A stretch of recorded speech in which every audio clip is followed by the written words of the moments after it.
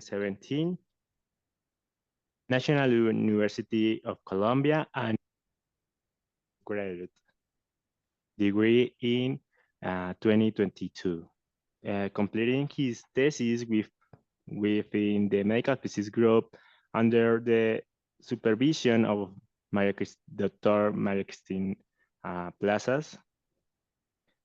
He is currently pursuing his master's degree at the Dresden University of Technology in Dresden, Germany, where he is a member of the radiation physics group under the supervision of Dr. Thomas Cornell. He is working on his thesis project titled Dosimetry with Fault-Wedge Detector.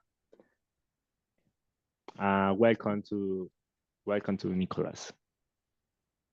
Thank you very much for the introduction. Can we check if everyone is hearing me?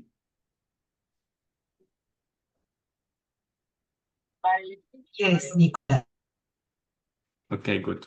So yes, I'm Nicolas Avila, and I am working right now in the radiation physics group from the Institute of Nuclear and Particle Physics in the Dresden Technology University in Dresden, Germany. And I will present today my master thesis project called Dosimetry with the Fault-Wedge Detector.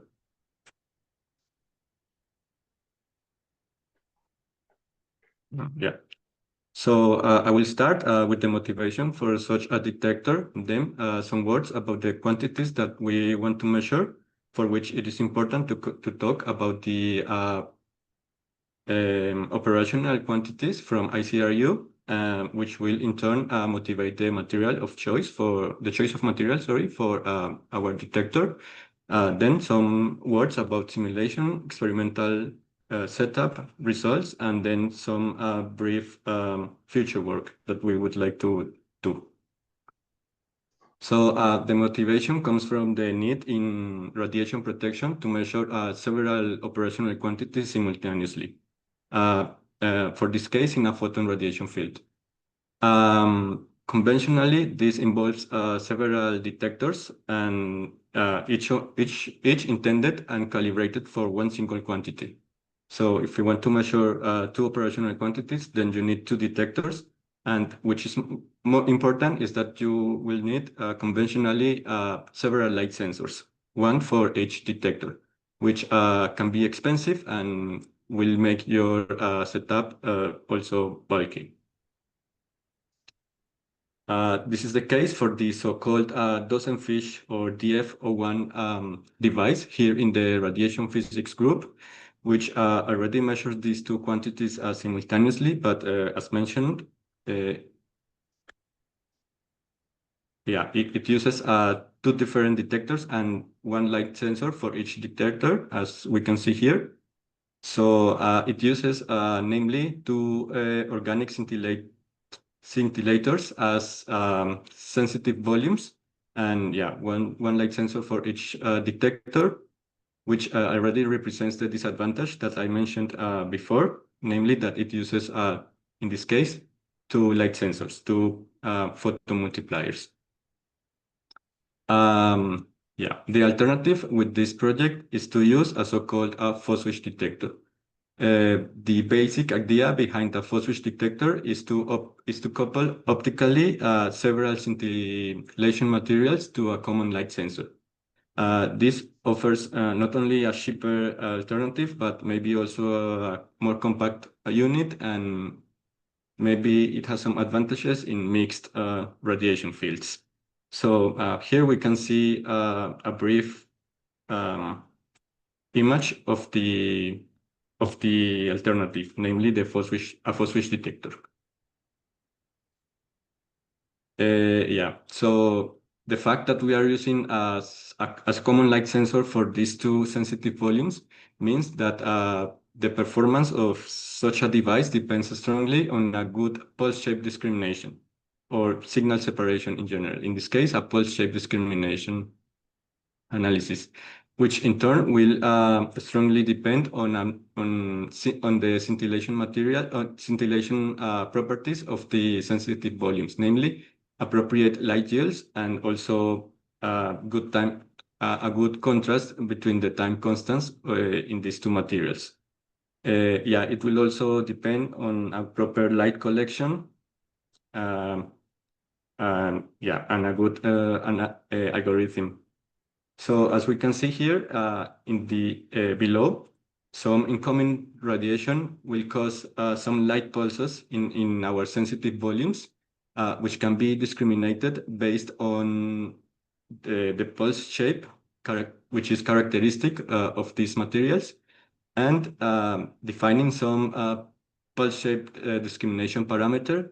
Then we can discriminate and say which events came from which element, basically. And then try to do something with this information, namely to compute the operational quantities of interest.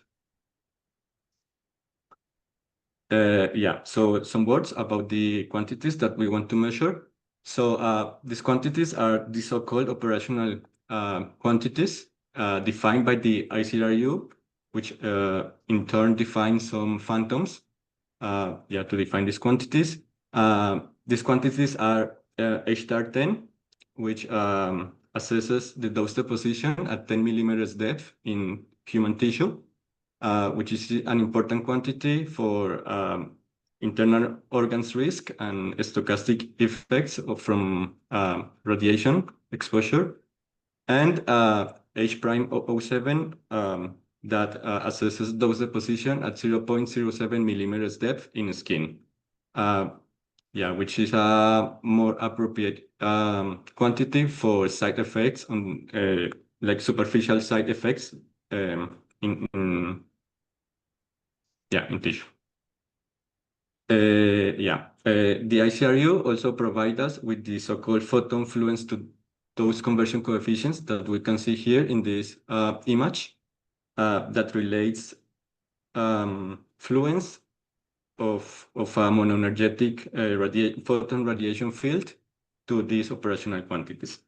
Something that we can notice already in this plot is that the low energy region, that is the region of interest for us because it's the region of medical applications like diagnostic images that we can see here. Is also where the most dynamic behavior takes place. And this will be also the most challenging region because it's in this region, in the low energy region, where all our pulse shape discrimination abilities just vanish. Something that we can also notice from this plot is that at low energies, the highest contribution come, of course, from superficial dose deposition and therefore from H prime 007. And with this information, we can already motivate the choice of material for our detector. For H star, H prime 007, we already noticed that we may want to gain a good sensitivity at low energies, where the photoelectric effect is the dominant interaction of photons with matter. And this interaction has a really strong dependence with set number.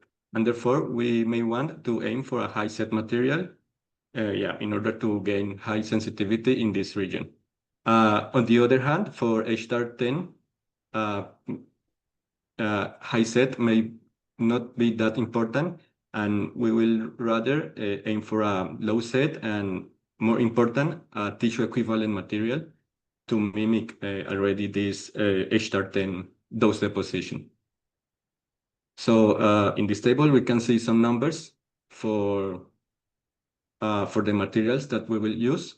For the H prime 007 element, we will use a GAC crystal, which will be embedded in some organic scintillation material, like in this diagram on the right, with these dimensions.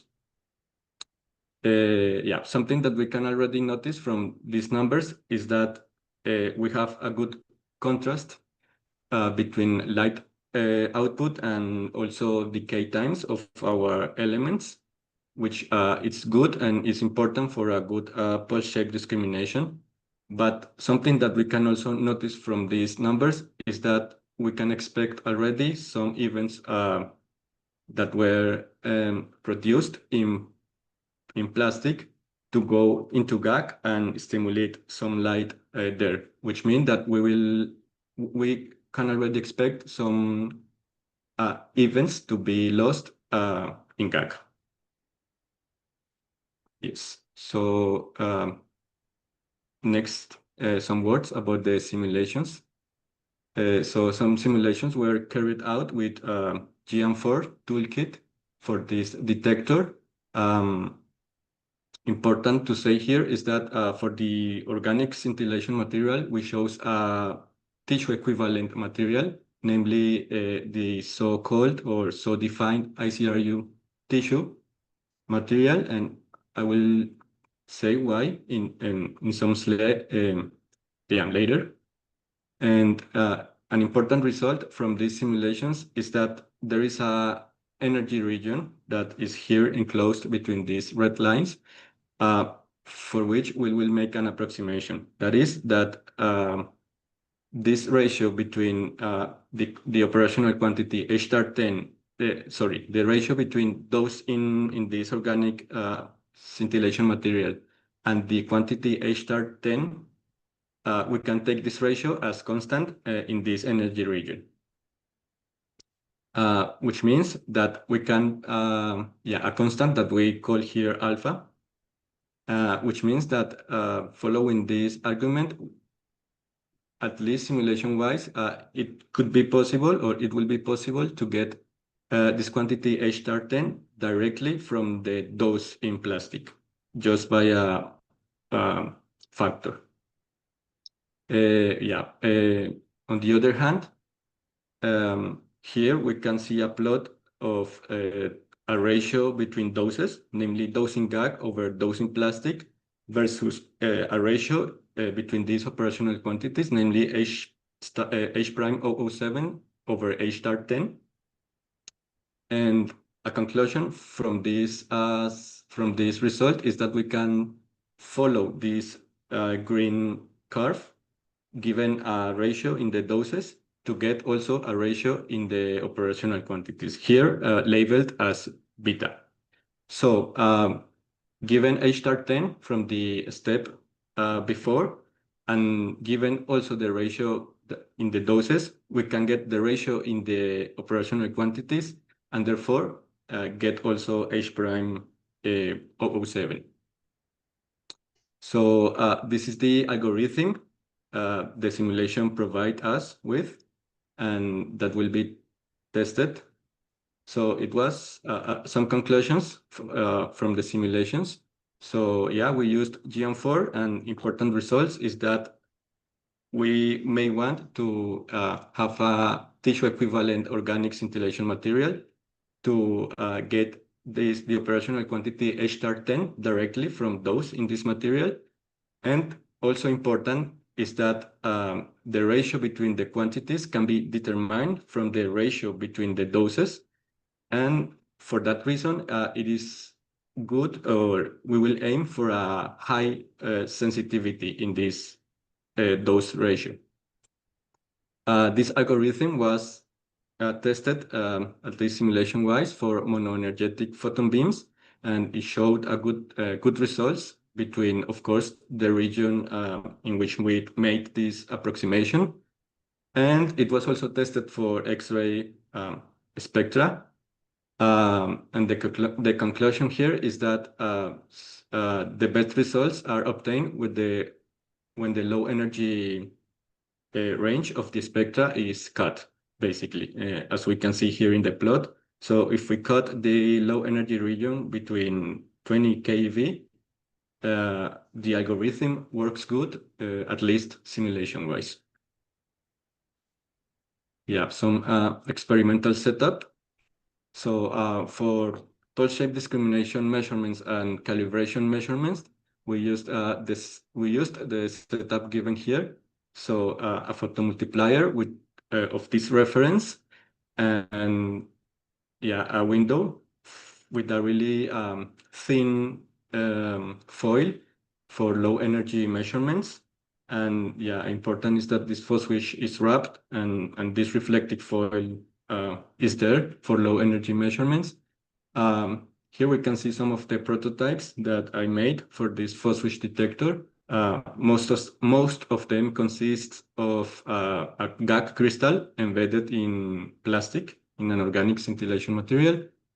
And yeah, important to mention here is that this is an in-house process. It's something that we can do here in the group. And we can also tailor this organic scintillation material so it is tissue equivalent. This is something that have been done here with good results. So this is um, an in-house process. For the dosimetric quantities, for dosimetric measurements, we used the setup given here. So here we can see the phosphate detector setup with some collimated source. So these are to test the algorithm, and we want also to compare the quantities measured with this setup with some reference values. And for that, we use the so-called STEP OD01 ionization chamber, which already claims to measure these two quantities.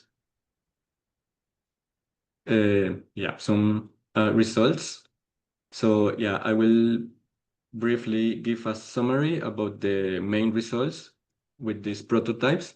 So we can see here in the first plot some two-dimensional histogram, namely photon energy versus this pulse shape discrimination parameter, where we can clearly see the GAC branch here labeled, and we can recognize already some structures, namely this photo absorption peak and this Compton region.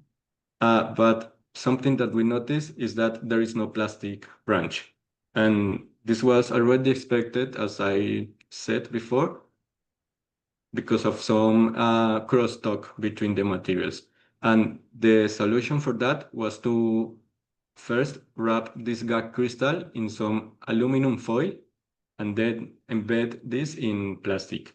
And the results are shown then in the second plot, where we have again photon energy versus PS pulse shape discrimination parameter, and then we can now recognize a second branch that we know it is the branch from plastic.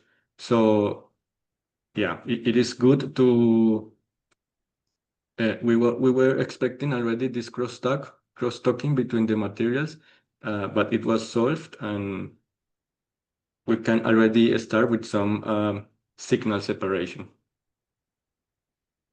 Yeah, so we can see here for the same measurements with cesium 137, how we can draw some lines to separate signals that came from GAC or that came from plastic.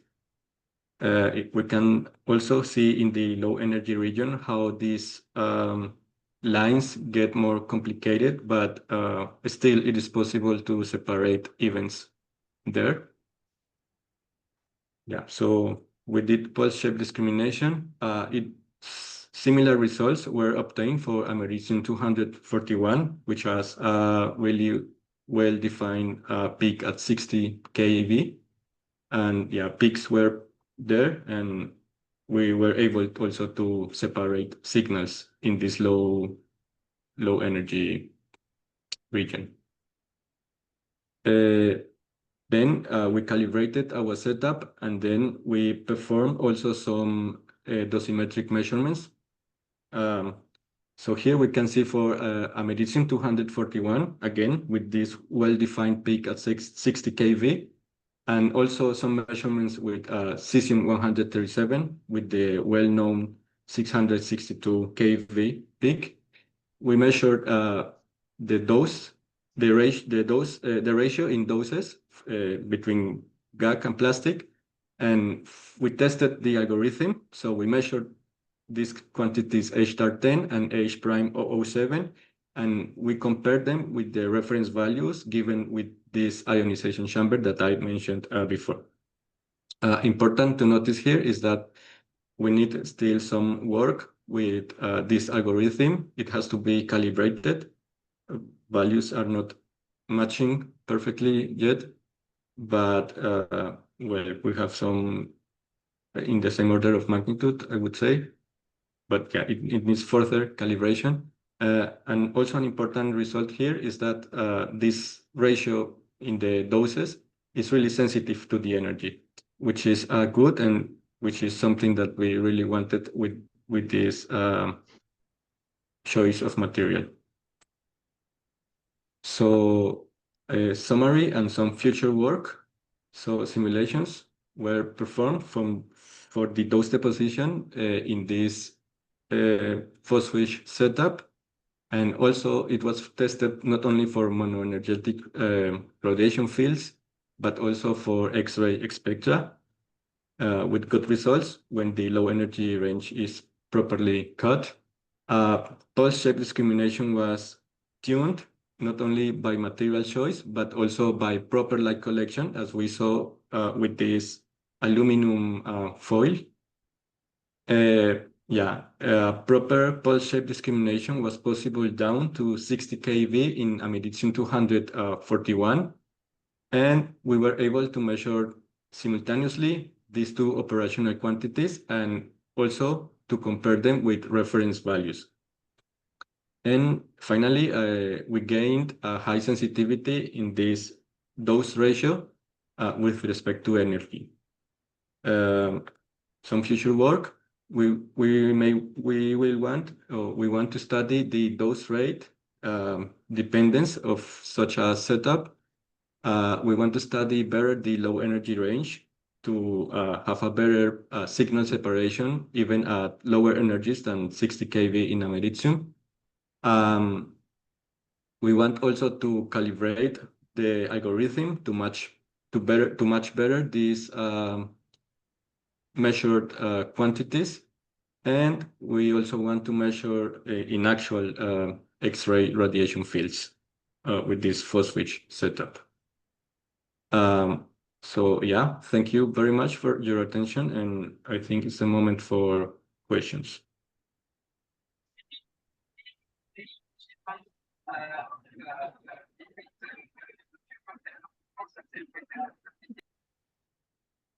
Well, in the room, anyone have questions?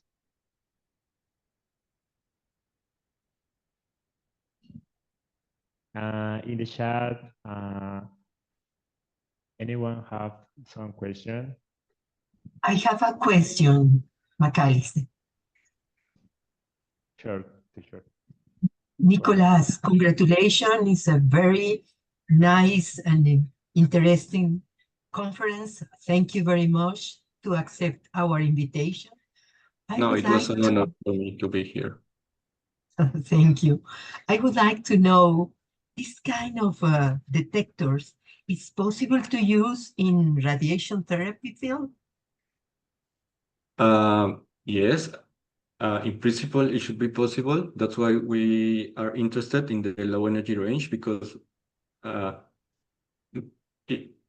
we want to use it really in clinical applications to do dosimetry there. So yes, I think it's possible, and we are really aiming for that. Oh, very interesting. Thank you very much. I don't know if another person in virtual or in the auditorium has a question for Nicolas. Nicolas, I would like to take advantage of this opportunity to know a little bit about your experience in Germany. Please talk us about that, something in Germany, in your how came. you could to accept to study there. Please, for our students, I think it's very interesting to know. Yes, I applied by myself to this university 2 years ago, and I was accepted. I completed all my courses and exams, and then I asked for a position in the radiation physics group where I am currently. And yeah, they offered me this project which I took, and I am really looking forward to see what results can we have with it. And the It's been a scholarship, really excuse me, uh, go ahead. yeah, there are a lot of scholarships. There are some scholarships from this um, I forgot the name. Uh, uh, I know that some people from the medical physics group came also here with a scholarship, but I forgot the name. Yeah, it is possible, and there are plenty of scholarships to come to Germany. By DIAIT, I think so, that, or another Ah, organization. no, yeah, that one. That is a really popular scholarship for Germany. Oh, okay. And your experience in the currently life, it's good, it's very important for you. What can you say about that? Yeah, it's a really good experience. Germany is really a good place for science, and yeah, it's a really good experience to study here. Can you continue in your PhD level to obtain there, Uh, or difficult? yes, I want to apply for a PhD position, uh, Yes. but yeah, I have to look for some opportunities. It's Wow. possible. You are very proud of you. Thank For us, it's a very, very nice to know and to see you in this position in Germany. You thank are the ambassador from Colombia you. and the National University to there. Thank you so much. Okay, I don't know if someone have a question for you. Maybe would you like to write your email in the chat if Yes, someone want to write to you in the future? yes, yes. Please.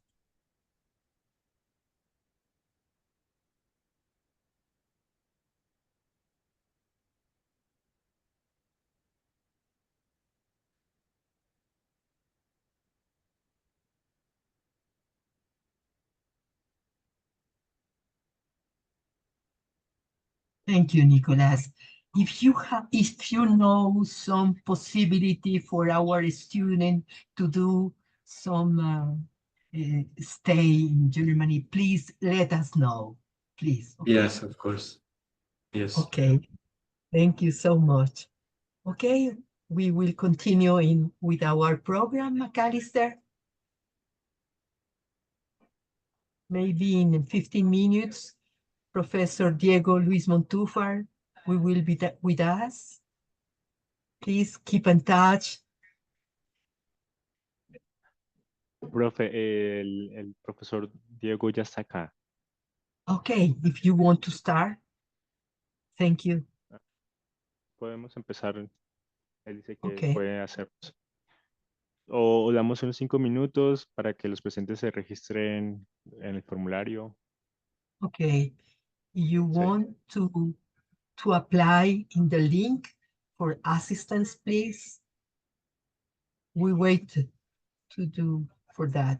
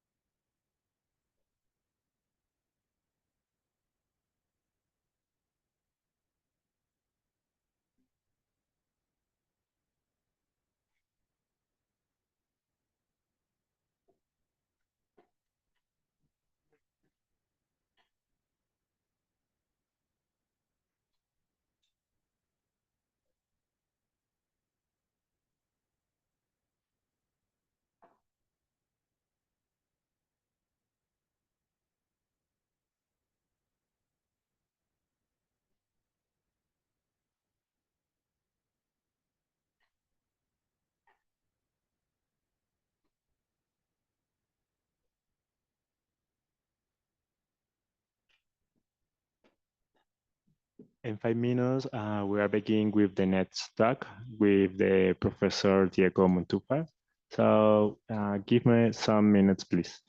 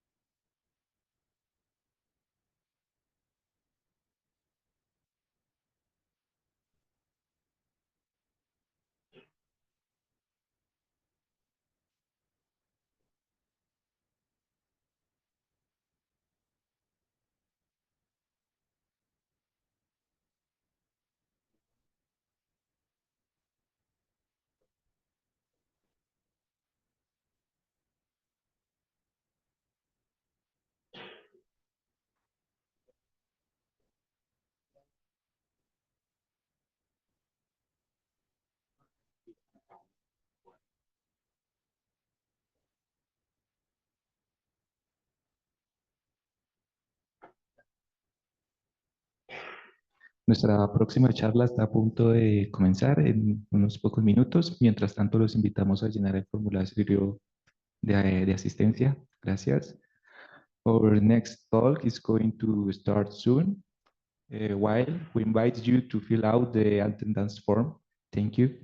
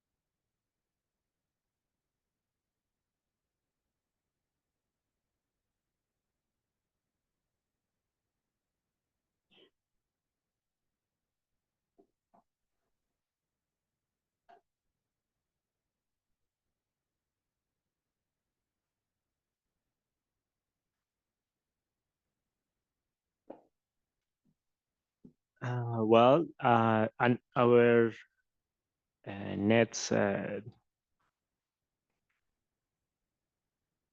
the next talk is what is with the Professor Diego Luz Montúfar. He has a master's degree in medical physics in the National University of Colombia and another master's degree in physical instrumentation of the Technological University of Pereira. He's a member of Rishi's group in physics and applied engineering, as well as a science education, particularly in the field of medical physics, radiological physics, and biomedical instrumentation and Monte Carlo simulation. His experience in the field of the radiation protection science, 2017, experience in metrology and ionization radiation generating equipment science, 2015, experience in radiotherapy science, 2019, advisor of undergrad thesis projects for physics students at the National University of Colombia Science 2021, and reviewer of master thesis in medical physics science 2023. He's an active member of the Latin America Association of Medical Physics, ALFIM, and the Colombian Association of Medical Physics, ACOFIMED. He currently serves as product manager for Latin America at Bayer and Siemens Healthineers Company, where he carries out academic and research activities focused on activity radiotherapy and automation in cancer treatment delivery. Welcome, Professor Diego Matufar.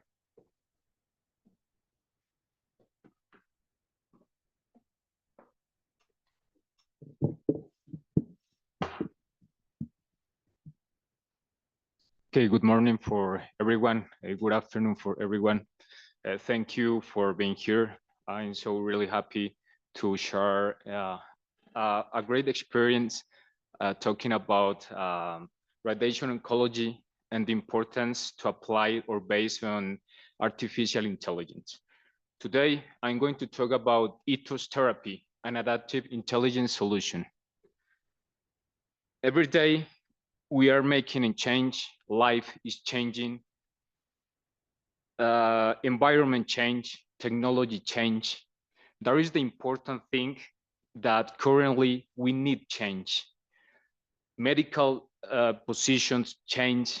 Medical all the time needs actualizations, needs technology to improve their skills like a physicians, like a medical physicist, and with the support with the technology, now actually with artificial intelligence, we can improve the treatments, we can improve the delivery, in this case, to radiation oncology therapy.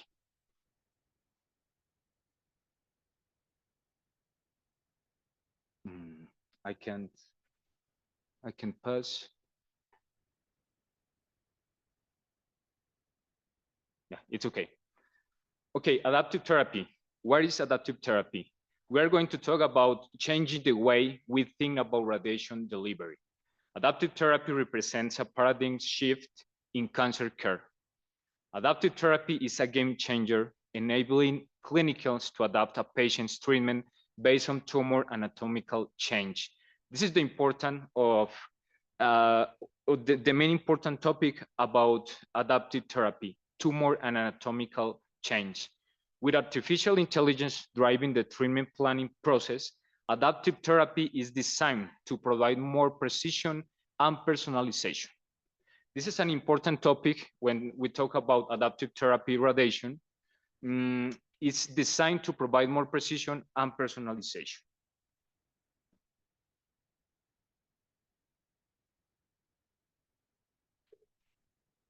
We talk, for example, in 1997, appears the first article or the first paper, scientific article, that talked the needed to adapt the different treatments. This is the important in that year. In year by year, the growth of radiotherapy, adaptive therapy, is being improved with the help of the technology, and growth year by year with the need of artificial intelligence. You can see here in this slide, in the year 1997, appears the first paper mentioning adaptive radiotherapy published. Now we are talking about 18 years. We have more than 1,600 publications related to adaptive radiotherapy, and the number is growing year by year. The question is, why adapt? Why do we need to adapt? If you see in this video, session by session, the bladder change, the rectum change, all the organoids change. For example, sometimes the bladder is empty, sometimes the bladder is full, the rectum is empty, the rectum is full, day by day, session by session. This is the important that we are talking about adaptive radiotherapy. If you see the prostate, this is a pelvis treatment, you can see the prostate, you can see the movement of the prostate for the movement of the organ at risk, bladder and rectum. That is the reason we need to adapt. This is an initial plan, like a conventional treatment. For example, we have here the bladder, we have here the rectum, and look the difference. If you copy the fluence in a normal treatment or a conventional treatment, you can see in the new convincity, when we are talking about IGRT, we take an imagine to comparison the simulation CT with the convincity in the treatment, where the patient is in the linear accelerator. If we copy the fluence, the first plan, the initial plan, in the new convincity, look, we are overdose the bladder, we are overdose, we are under dosification the tumor, and that is the important we need to adapt. Look, this is an example what happened in an adapted plan. Look, the bladder is not going to receive a dose, a higher dose, and the tumor, the GTB and the PTB is going to receive the planification dose. The current standard of care, for example, in ABRT for cervical cancer, look at this. This is another example of do we need to adapt? This is important. Look the tumor, what happened if we copy and paste the fluence of the initial plan in the non-adapted plan. And what happened if we do a new plan? We are going to cover all the PTB, all the CTB with a high dose, and we are not going to irradiate unnecessary the rectum. Look, for example, we are under dosification the tumor and over dosification the rectum. And look this slide, this is an adapted plan. One of the most important things before starting with online adaptive, we are talking online adaptive when the patient is in the room, the patient is lied down over the couch in the linear accelerator. We are going to take a new convincity, and we need auto segmentation, we need auto planning, we need auto QA to improve the assurance to the treatments. This is online adaptive therapy. The patient is going to be in the couch lying down. One of the most important things is the quality of the imaging. The quality of the imaging, we are talking about the precision, speed, and hypersight is a high quality imaging with our accelerators. For example, in Halcyon, in Turbine, now in ITOS, when we talk about hypersight is high vision, is the same quality imaging that a normal or conventional diagnostic CT. That is the reason we can contour, we can calculation and optimization over the new convincity with high quality. This is very important because hypersight opens the door to new possibilities for adaptive radiotherapy. Look, for example, this slide. We have a simulation CT in your TAC. What happened in a conventional convincity? Do you think it's possible to contour this imaging? Do you think it's possible to planification in this imaging? I think it's not possible. I think the dose is going to be the best, and that is the reason we need the more important is have a very high quality imaging like hypersight convincity. This is hypersight convincity we can compare with a conventional simulation CT. For example, in the left part, we have a CT, conventional CT scan, and in the right part, we have a convincity. In the studies, we have a similar, very similar verification with Hansfield units in CT simulation and hypersight convincity. That is the reason we can contour and we can calculation over our convincity. This is an example, for example, with gamma comparison with 2%, 2 millimeters, and the result is 98%. This is a very restrict condition to do a verification with gamma comparison. This is hyperside. Hyperside is going beyond IGRT. That is the reason we can contour very good manually, automatically, and direct those calculation on hyperside images. Now we are continuing. Why adapt? Why do we need to adapt? An example of prostate. This is look the video. The simulation CT is in the left. The hyperside convincity is in the right. Look the difference between session by session, day by day. The difference between the bladder. Sometimes it's empty, sometimes it's full. Look the rectum. The rectum sometimes is bigger, sometimes is smaller, and that change move the position in the prostate. That is the reason that we need to adapt. For example, look in this case, the scheduled plan, the initial plan, look this part of the dose in the bladder, and look what happened if we adapt the plan. We are going to ensure the coverage of the PTB, and look, for example, all the improved target coverage and organ-at-risk sparring. Summary of findings in the case of prostate. Reduce dose to the bladder, rectum, and other organ-at-risk. So important thing is reduce margin from 7 millimeters in the initial plan or a scheduled plan to 3 millimeters, the adaptive plan. What happens if we don't treat 4 millimeters? That is the important thing. We are to conserve all the organ-at-risk in a better way. The summary of finding is enhancing OR sparing, target margin reduction, and dose escalation. Other example why we need to adapt in the rectum. For example, look this video. This is a normal convincity. We don't have the possibility to contour in this convincity. We don't have the possibility to dose calculation in this convincity, but look the hyperside convincity.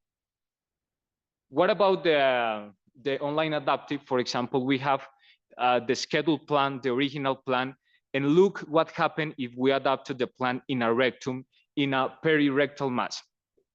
Look these values. For example, in a small bowel, we have in the initial plan, in the scheduled plan, 7 in the restriction of the small bowel, we have 752 centigrades, and in adapted plan we have 675 centigrades. The same for the rectum. That is the reason we can improve the dose to the organ-at-risk. The summary of findings in the rectum. The initial studies show reduced dose to organ-at-risk, bowel bag, bladder, and normal tissue, enhancing organ sparing and target margin reduction. Why do we need to adapt? Other example to lung. This is very important. Look, for example, a simulation CT and compare with the hyperside convincity. This is the idea, or this is important, because we can contour and we can calculation over the hyperside convincity. In the thorax region, in the abdominal region, we have a lot of organ-at-risk. And for example, we have in a treatment of lung, esophagus, we have the heart, we have the lungs, we have the chest wall, and it's very important to improve the skills with a very good dose calculation. Look, for example, in the 5 session in a treatment of lung, look the dose in the chest wall, look the dose outside of the PTB in the lung, and what happened if we adapt in the number session, number 5. Look the coverage, we don't have a sparring dose in the chest wall, we don't have a sparring dose in the lung. We are preserve the organ-at-risk. The summary of findings in initial studies show increased target coverage and reduced dose to esophagus, lung, hair, and spine with adoption. Also that the before or the last studies enhanced OR sparing and dose escalation. What happened with the breast? The breast is the same. What happened in the number 5 session? The number 5 session, we are maybe irradiate the breast that we don't need to irradiate. What happened in adapted plan? In adapted plan, we are going to cover the tumor, the small tumor, and we are preserve the breast. The findings, ethos generated plan reduced dose significantly to the hair, reduced margin to 5 millimeters for online adapted stereotactic partial breast irradiation. The conclusion, enhancement, organ sparing, target margin reduction, and dose escalation like API. Accelerated partial breast irradiation. Oligometastasis. Oligometastasis is so important. Look, for example, the simulation CT, this is the tumor. And what happened in the first day of the treatment? We have 10 centimeters of distance. What happened if we treat this region in this combined CT? Maybe we are going to treat the tumor. We are going to treat other part of the body. What happens if we take a hypersite combined CT? We can define the tumor in the right position. And also, we are going to get a very good coverage of the tumor. And look, for example, in the scheduled plan, we are not going to coverage very good. In the statistics, for example, the PTB, we have 2 PTB, the PTB1, the PTB4. Look, the scheduled plan, the coverage in the initial treatment is just 59.7%. And look, the 95% in adapted plan. This is the difference, and this is the opportunity that we have to get improved treatments with adaptive therapy. The summary of findings, anus, cervix, head and neck, oligometastasis is the same that before. Enhanced organ risk, sparing, target margin reduction, and dose escalation. What about online adoption challenges and opportunities? We are talking about benefits of adaptive radiotherapy versus disease sites. 4 points. The first, ensure accurate delivery as per prescription intent, decrease toxicity like we see before, improve tumor control, this is very important, better target coverage, and articles acceleration. This is enable hypofractionation, SBRT, and SRS. Online adaptive challenge. This is a challenge. This is the first that I said in this conversation. All change, the organelle risk change, the tumor change, and we have to change with the technology. Fast segmentation, auto-segmentation, fast optimization, fast evaluation of contours and new plans, fast quality assurance, fast position verification, and fast delivery. Human resource, expertise, and training. That is that we need when we talk about radiation oncology, and we would talk about the adaptive therapy. Speed, image quality, and training very good the human resource. How does Variant solve this problem? I present Ethos is adaptive intelligent solution. Is the same like Halcyon. Halcyon is a linear accelerator, but Ethos is the same Halcyon, but we are going to work with artificial intelligence in contouring, auto contouring, and auto planning. This is the 3 pillars of Ethos. Enables personalized patient treatment, artificial intelligence driven treatment solution, and sequentially on-cush adaptive workflow. That is, we are talking about on-cush. This is very important. We have very good imaging. We have artificial intelligence to contour organelle risks and tumor, and we have artificial intelligence to make an auto planning just in minutes. This is the important 3 things that we need to do an on-cush adaptive workflow. What about a technical overview? For example, the gantry, the beam 6 triple F, 800 centigrades per minute, collimation, new patented dual layer MLC. Imagine where 100% IGRT. Look the importance of the hyper site, the velocity. We can take just in 6 seconds a convincity. This is the parts of the linear accelerator, the halcyon. We have the ring gantry, the water cooling, the beam stopper. This reduce the structure of the bunker. MB imager planner, panel, solid state modulator, linear accelerator, 6 MB triple F energy, dual layer MLC, and KB imaging system like hypersite. This is very important. For example, the good results in sparring those in the organoid rigs. We have 5 millimeters effective resolution, 0.01% transmission and leakage.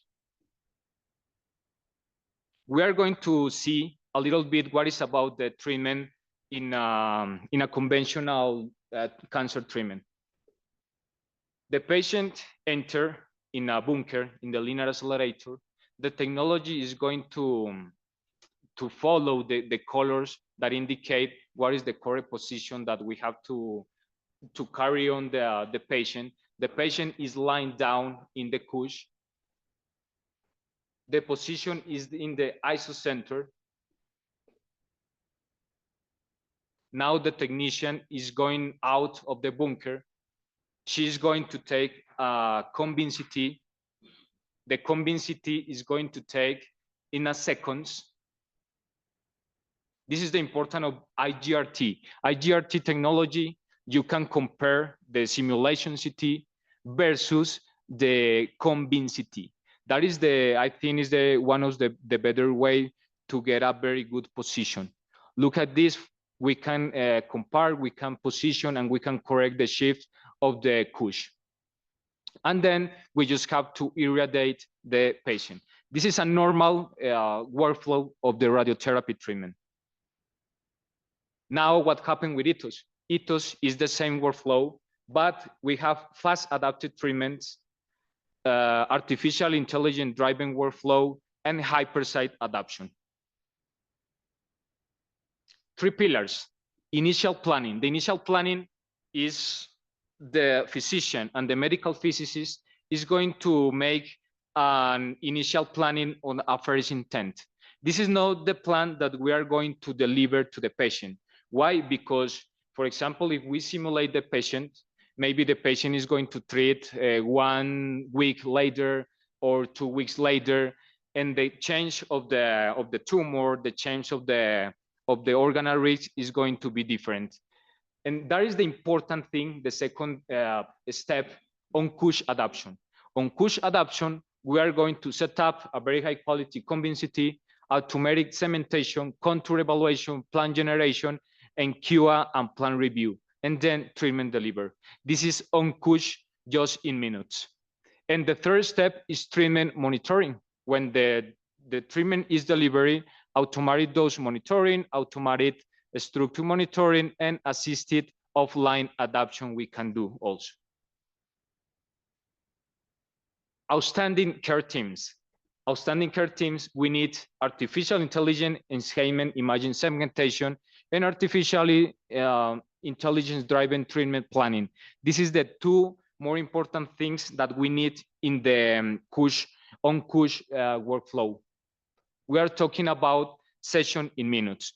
When the patient is entered to the bunker, is lie down in the linear accelerator over the couch, just the convincity, the auto segmentation, the auto planning, the auto QA is just in minutes. The patient have to stay in the couch, for example, bladder 12.8 minutes, in prostate 13.2 minutes, head and neck 11, rectum 14, lung 14, cervix 18. This is the experience depend of the different institutions. And what about the adaptive radiotherapy workflow? The importance of in-room imaging KB convincity-based workflow. The normal planning is CT simulation scan. The plan may be manual contouring by the physician, or the medical physicist also manual planification of the treatment, or then also manual QA.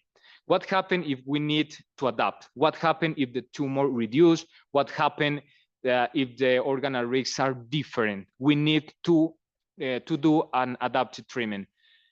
That is the reason hypersite, in the moment of the session, the patient is in the couch, we take a KB convincity, contour A-based organ auto-segmentation, re-optimizate plan on new convincity, the secondary check QA, and just repeat a convincity for check the position with the first, because we have to stay the patient 10 minutes in the couch. We have to take or repeat the convincity just for check and then treat. The impact of radiation oncology department's workflow. What about the impact in radiotherapy, adaptive radiotherapy? We have a current IGRT process. The process is the physician contouring, plan review, plan approval. The dosimetrists or physicists are do the plan generation. The therapists enter deliver the treatment, and sometimes occasionally presence of the physician, and then the physician also can do a image review in offline imaging. What about adaptive? Adaptive, we have the initial planning, change the role. We need the physician and the dosimetry of physicists review the plan that is assisted by artificial intelligence, segmentation and planning. When the patient enter, we need the presence of the physician and we need the presence of the medical physicist. This is very important because we are going to review all the plans that artificial intelligence is delivered for us. We have to choose all the plans. For example, we have the possibility to artificial intelligence give for us 5, 10 different plans. And we have the authority to choose with the physician and medical physicist the best plan for each session. And then we increase the role, for example, the imaging review, the offline dose evaluation, and more or less adaptation. This is about the new workflow. This is very important because we feel more confidence. Physicians feel more confident, medical physicists more confident, and technicians are more confident. Why? Because we are delivering a personalized treatment day by day, session by session. This is very important. That is the reason we can start with more confidence to deliver SBRT treatment in pancreatic SBRT, prostate, lung, breast. This is important. This is the more important thing in adaptive therapy. Now we have 200 installation with ETOs, or more of the time of adaptive, 89% of the time adaptive plan is selected. What about the time? Less than 6 minutes in artificial intelligence segmentation with review, less than 6 minutes in artificial intelligence plan generation and review with medical physicists and physicians, and all the treatment workflow less than 15 minutes over the course the patient have to stay. This is the time: 3 minutes patient setup, 30 seconds imaging and reconstruction, 5 to 6 minutes contouring, 5 to 6 minutes plan review, 1 minute reimaging, 1 minute treatment, and the total time is 15 to 17 minutes.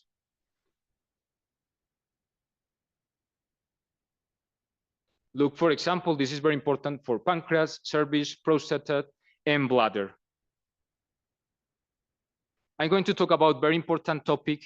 The last part, the before part that we're talking about, the importance of adaptive therapy. What about the reports? Where does come from? We have clinical trials portfolio.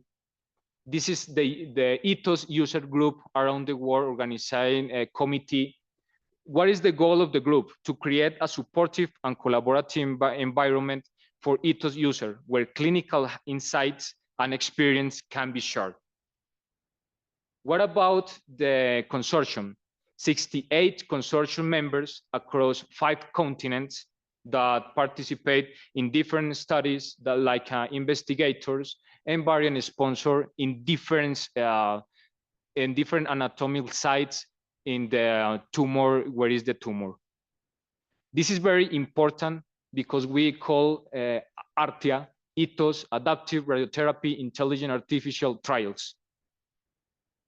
Look now, currently we have more than 140,000 patients treated with online adaptive, 89% utilization of the online adaptive plan in 162 clinical institutions that are participating in the era of adaptive therapy. What about the fair results? The fair results, we are going to talk about dartboard. Why dartboard? Prospective randomized trial divide into arms. The primary endpoint patient report xerostomia at 1 year. Daily online adaptive therapy will reduce margin 1 millimeter PTB margins. Daily adaptive radiotherapy in 24 patients. And a standard treatment of cancer, 5 millimeters PTB without adaptive radiotherapy, just IGRT. What is the results, the dosimetric results? We can see here in the parotid gland, the mean dose ipsilateral is, for example, in a conventional treatment in IGRT, we have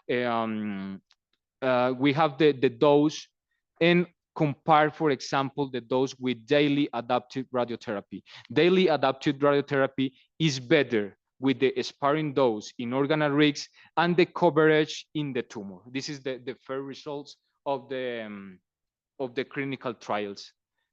Also, more important, multimodality imaging at the machine. We can the opportunity to set up with resonance magnetic MRI and PET-CT scan, just so the context, the clinical context in a much wider adaptation. In adaptation, we have the possibility to take anatomic imaging and functional imaging. This is so important. I'm going to explain in the next slide. Look, for example, in the same environment, this is different for the medical physicists or the physician that have the possibility to contour and plan. In Eclipse, Eclipse is ethos therapy has his own TPS. It's different to Eclipse. Ethos TPS has the possibility. This is the interface. This is the organal rigs, the CTB, the PTB, the organal rigs that is going to contour automatically by artificial intelligence. And look, we need always, I think it's very important to need PET-CT, to need to use MRI, for example. We can contour also manually the tumors. And what about the functional adaptation? Sometimes artificial intelligence is just training with real CT imaging with organal rigs, but artificial intelligence is not trained with different kind of tumors. This is very difficult, okay? And that is the reason the physician needs the functional adaptation, for example, in a PET scan, in a PET-CT, and the physician is going to be a very good delimitation in the tumor, where the tumor is capturing the radiation. This is the importance of MRI, the PET-CT scan in different modality imagings. Okay, I'm going to talk about the ethos workflow. This is the part, the ethos 2.0. This is the actual version. This is all the organal rigs that the artificial intelligence is going to contour automatically. And we are going to see this video. This video, we are going to talk about the workflow in Ethos. We are going to explain what about the TPS, what about the auto contouring, what about the auto planning, the auto QA, for deliver the treatment just in 10 to 15 minutes. The 3 steps, the initial planning. The initial planning is not going the plan that physician and medical physicist is going to deliver to the patient, just is a setup. The second step is very important on CUSH adoption. On CUSH adoption, we are going to need all the artificial intelligence solution. And the third is the treatment monitoring. We are going to see in the video what is the importance to monitor it daily, all the dose in the tumor, the dose in the organ at risk, and I think is very important. Okay, we are going to explain the first initial planning. The first initial planning, physician choose the anatomical part, choose the type of cancer. For example, we select cervix, and automatically we need the possibility to use different constraint to organ risks. Also, the PTB, the coverage of the PTB, the multimodality imagings like PET-CT, like MRI, in the CT.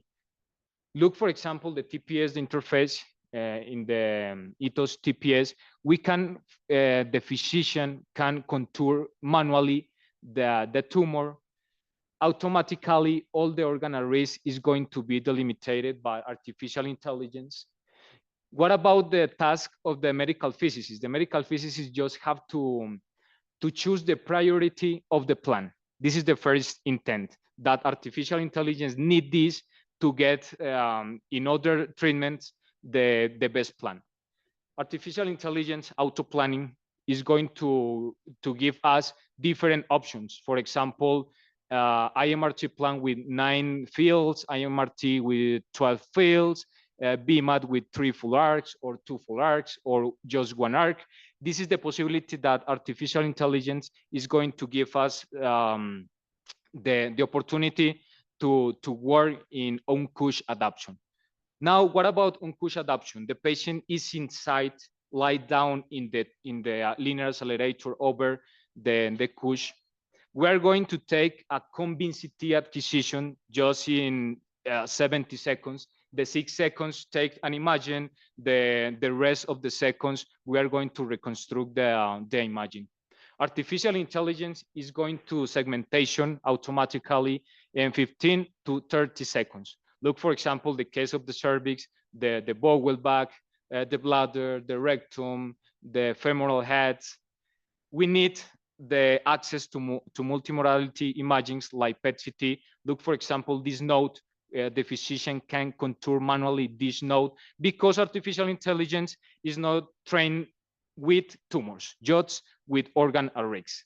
Look, for example, now we have auto planning, artificial intelligence treatment planning, give us 3 possibilities, 4, 5, 10 possibilities, and we just need to choose what is the best.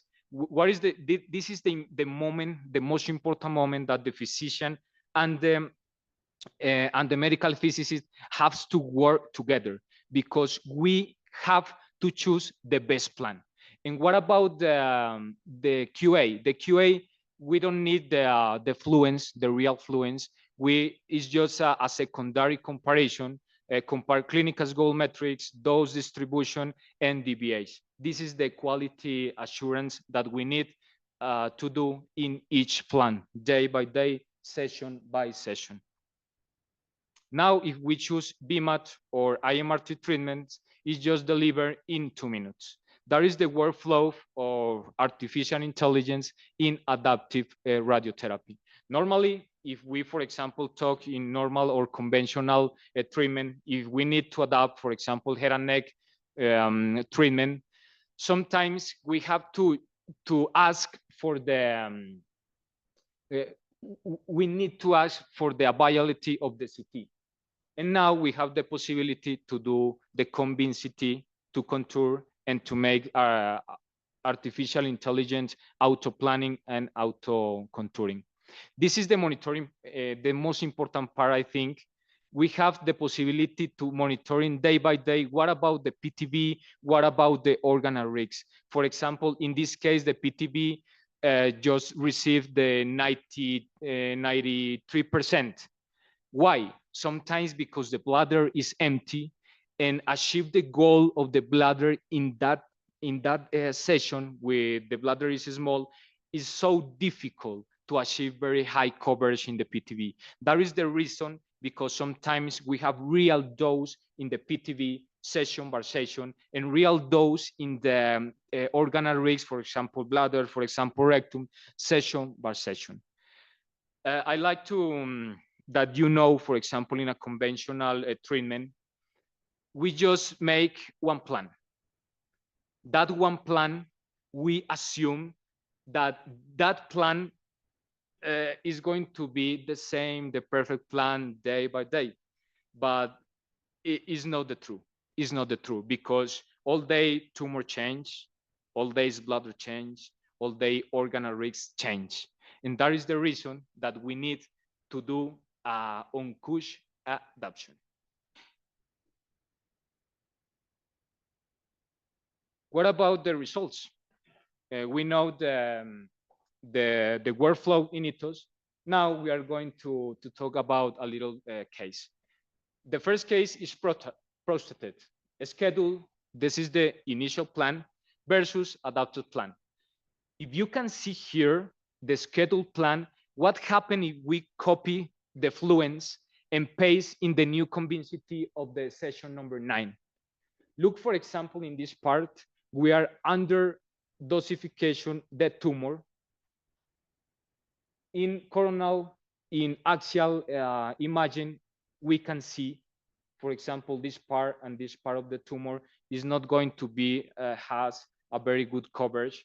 What happened if we adapt in the session number 9? Look, for example, the coverage. All the hot spots are in the PTB, and look, for example, the possibility that has artificial intelligence to give for us a very good high quality plans. What happened in the coverage? This is the non-adapted.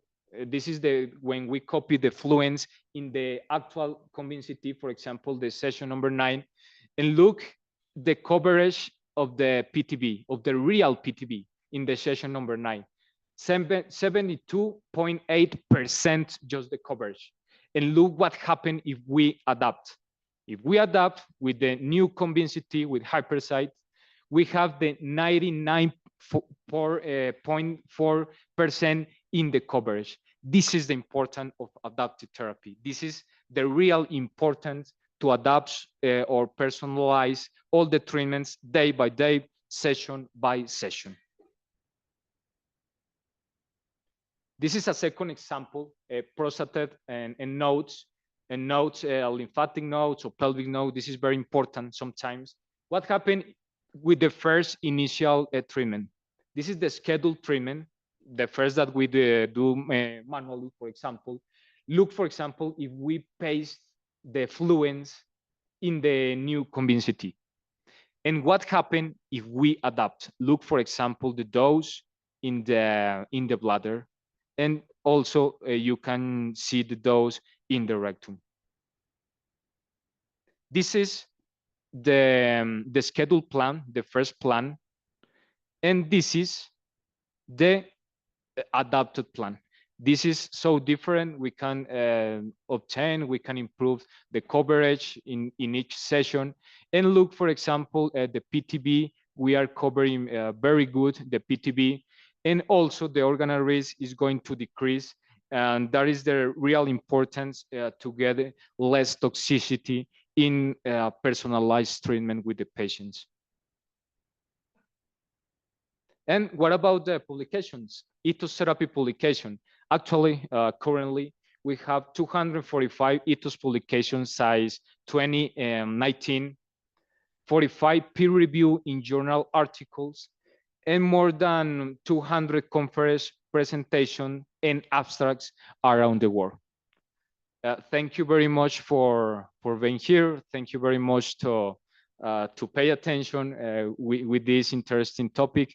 I think adaptive therapy is going to be one of the best ways to treat the patient in the care cancer of the treatment.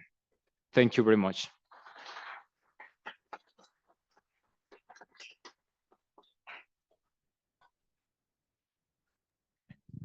Okay, thank you very much, Professor Diego Luis. Does anyone in the audience have any question? Or maybe in online audience in the chat? I have a question. Okay. I have a question. Okay, yes. I have a Professor question, Macalister. Excuse me. Thank you, Professor Diego. This was an excellent conference. Thank you so much. I would like to ask your point of view in our hospital practices in our master degree program.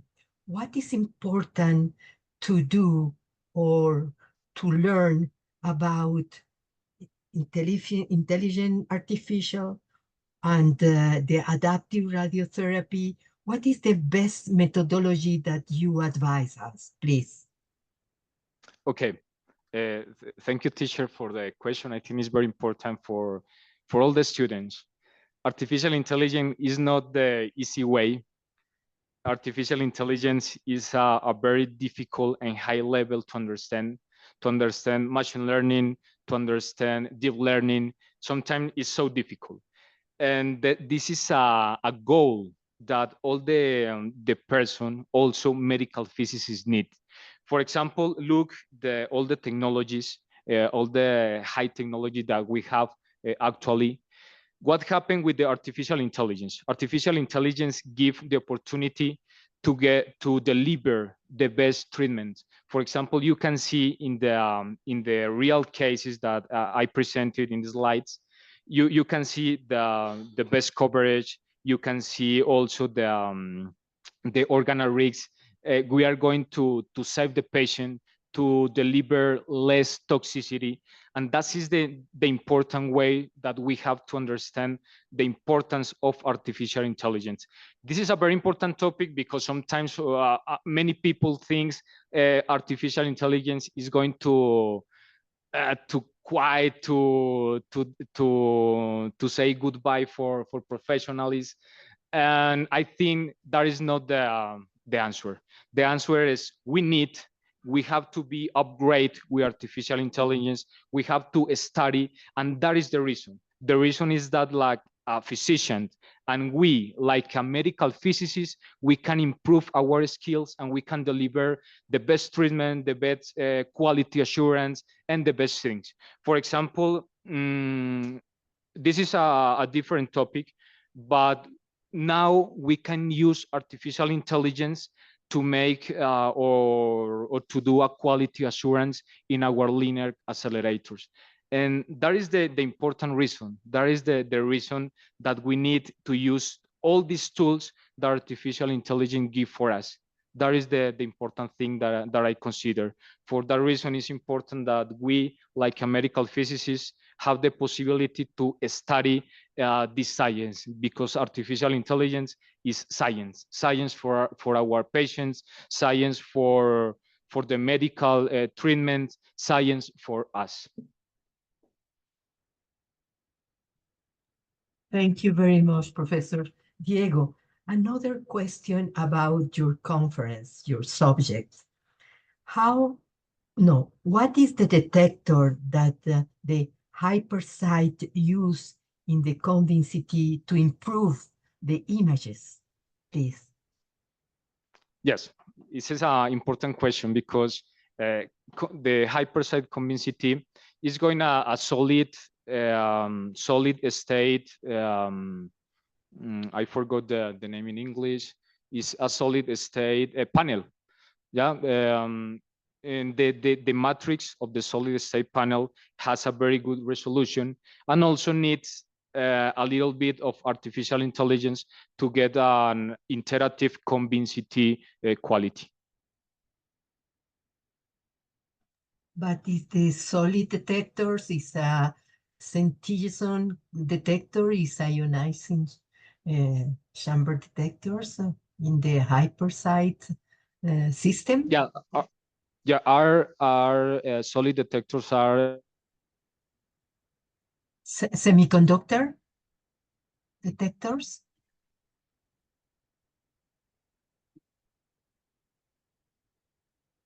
I can hear.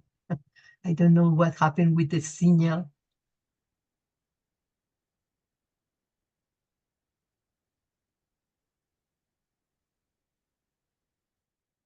The signal is stopped.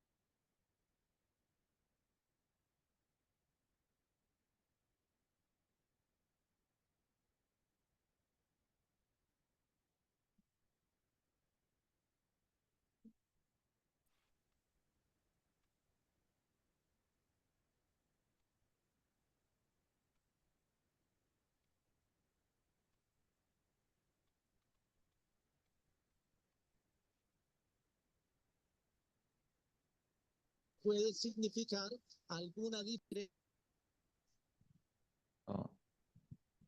teacher. Can you hear me? Yeah, now yes. Thank you. Yes, now. Okay. We have okay. a problems in the connection, but right now we are Yes. here. The answer is semiconductors or diodes. That are the material of the panel MB or of the portal dosimetry. Okay. And my last question is about the time consuming the IA. Is important this aspect in our optimization for the treatments? Yeah, it's so important. The time that I explained in the slide, the patient have to stay lie down in the couch, over the couch, like almost 10 minutes, 10 to 15 minutes. 3 minutes is going to set up to take the convincity. The convincity we are going to take just in 30 seconds, in 6 seconds, the convincity, and the other time, 24 seconds in the reconstruction. This is the play or the most important part in the artificial intelligence is going to give for us the auto contouring just in 5-6 minutes, and then the auto planning in 2 to 5 minutes. Depends of the configuration that you do in the at the first. For example, if you want to choose one treatment with 5 fields, with 7 fields, with 9 fields, with 12 fields, or the possibility to have one full arc in BMAT, 2 full arcs, or 3 full arcs, artificial intelligence is going to give you all that kind of plans that you selected. But what is the reason? If you selected 10 different plans, the time is going to be very long. But if you choose, for example, just three opportunities or 3 different options, like one plan with 5 fields, other plan with 7 fields, other plan with 3 full arcs, the artificial intelligence is going to give the automatic plan just in 2 to 5 minutes. Depends of the dose, depends of the complexity of the treatment. But about the covers, you talking about that, but I would like to be sure to cover the PTV and to be careful with the organ at risk or constraints. what the time consuming to obtain the best treatment planning with AI? I'm not sure if I understand the question, but for example, you're talking about the coverage of the PTB, but with artificial intelligence. That is the question. Yes, yes, yes. That Okay. is my question. Okay, this is very important. Yeah, this is very important. I'm going to explain a little bit about this interesting topic. For example, if we are talking about prostate cancer treatment, sometimes the CTB is the prostate. Okay, the prostate is the CTB. Artificial intelligence is going to contour automatically the prostate. That is the reason we have automatically the configuration of the PTB. We choose how many millimeters add to the CTB, and the artificial intelligence based on the CTB, that is the prostate, is going to make just in seconds the PTB. When we have that kind of PTBs, for example, a prostate with the margin at the margin to the PTB, the contouring is about just 2 minutes, maybe 30 seconds, sorry, 30 seconds. But what is the difference? Because I talk more or less 6 minutes in artificial intelligence and the manual contour of the tumor. Sometimes the physician need a multimodality imaging to contour manually the tumor.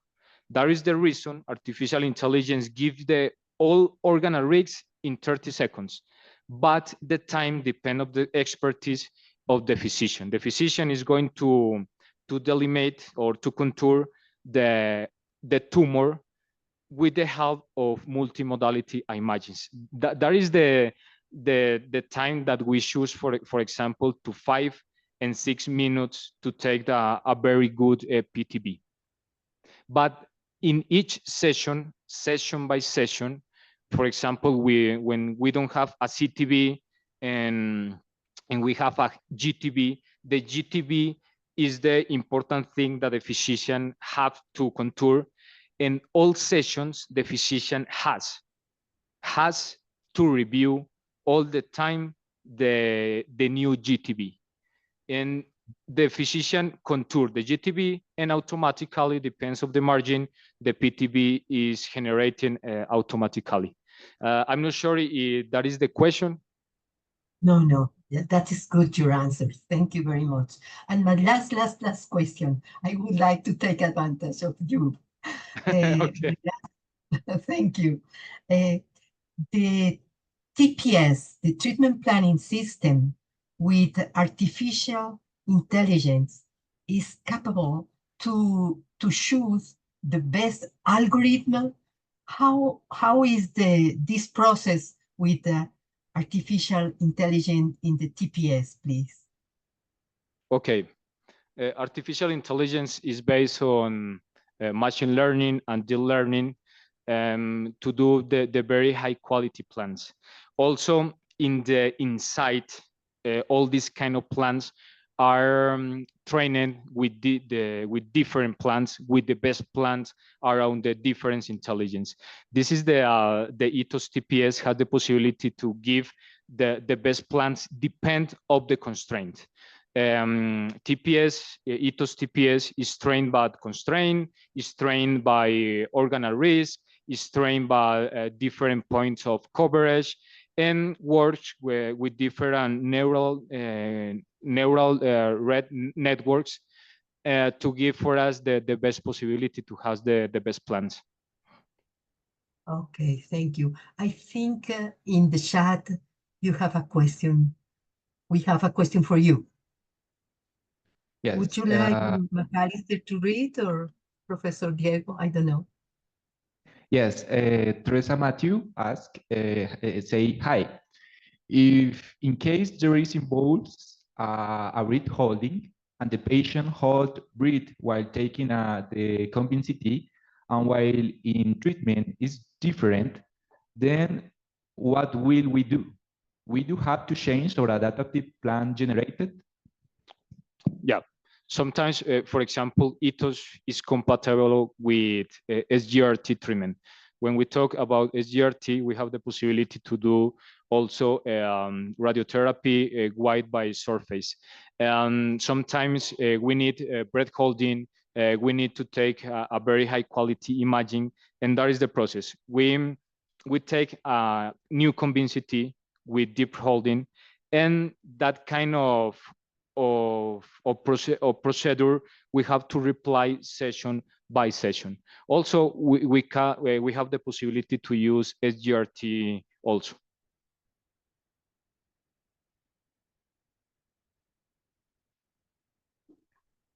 Thank you very much, Professor Diego. You explained very well all this aspect.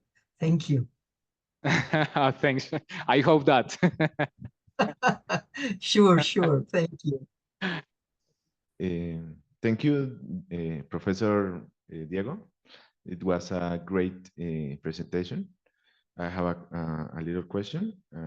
I want to know if you have a device like Halcyon or some device like this in Varian. Are we expecting a new advance in artificial intelligence, not related with ethos, but in Eclipse? I mean, that's one question. The other one is, if you have this ethos TPS, do we have any compatibility with Eclipse? If you have a ethos and another machine like Halcyon, can we change the export the plans from one to another? Thanks. Okay. Juan, very good questions. The first one is Ethos TPS is different from Eclipse. Ethos has his own TPS based on artificial intelligence.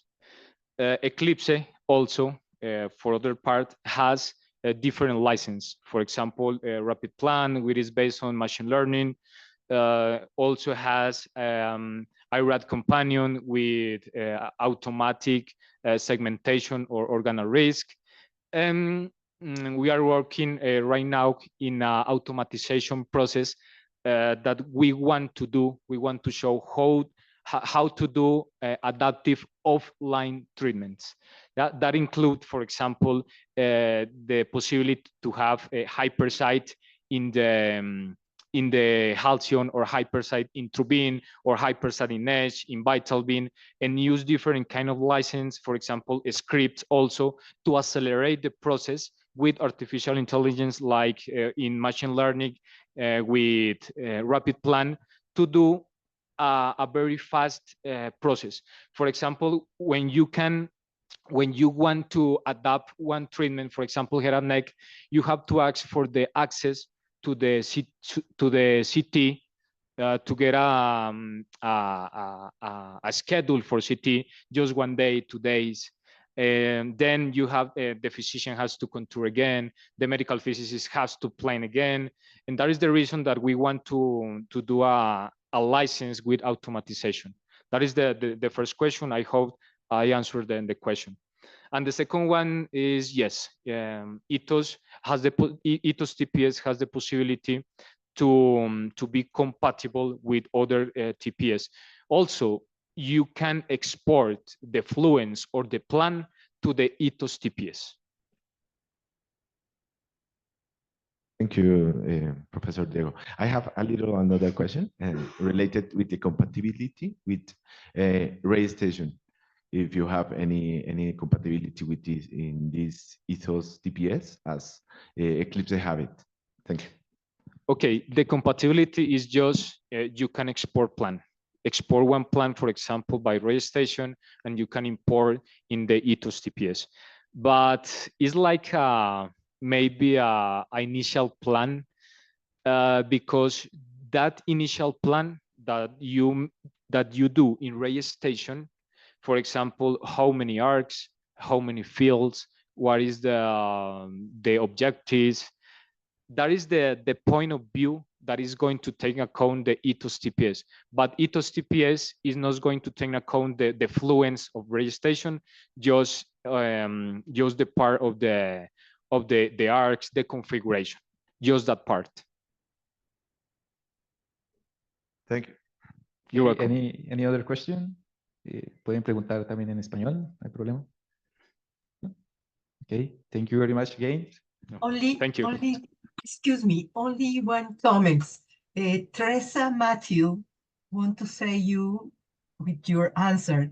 Thank you so much in the chat. Thank you. Teresa Matthews want to say you thank you so much for your answer. Okay, no, thank you. Thank you very much. Question, but I want to ask in Spanish. Okay. Está bien. ¿Cómo puede ser para adaptarse, digamos, Hyperside en otros equipos? ¿Qué tan fácil es adaptarse, por ejemplo, a equipos Trubin o esas tecnologías? Bueno, realmente eso es un tema que se lo dejamos a los ingenieros de servicio, ¿cierto? Pero no es muy difícil. Es cambiar el módulo de KB Convincity que se tienen en los diferentes aceleradores, por ejemplo, en Trubin, por ejemplo, en Halcyon, y podemos actualizar. Entonces va un componente tanto de hardware, que sería un nuevo componente de todo el módulo de generación de rayos X, y también una parte que se llama Iterative Convincity. Es una licencia para que trabajen juntos con la modelación de Hypersite. Pero es compatible y toma alrededor del cambio de 2 a 3 días en el equipo. Pero realmente es componente de hardware y también un poco de software. Listo, gracias. Y en caso de que, por ejemplo, el CT de simulación falle, ¿es posible usar Hyperside para, ¿cómo se dice? Solventar ese problema que pueda haber. Claro, eso es la concepción de tener Hypersite. Cuando tenemos Hypersite, tenemos imágenes de calidad diagnósticas, de tan alta calidad, semejante a una imagen de tomografía computacional de cualquier estudio. Entonces, sobre esa imagen de Hypersite, tú puedes contornear y puedes calcular la dosis. Entonces ya se ha validado y se ha patentado esa tecnología con muchos estudios, con cubrimientos, con comparación de análisis gamma, y los resultados han sido muy buenos. Entonces, esa es la concepción de tener Hypersite específicamente en hitos.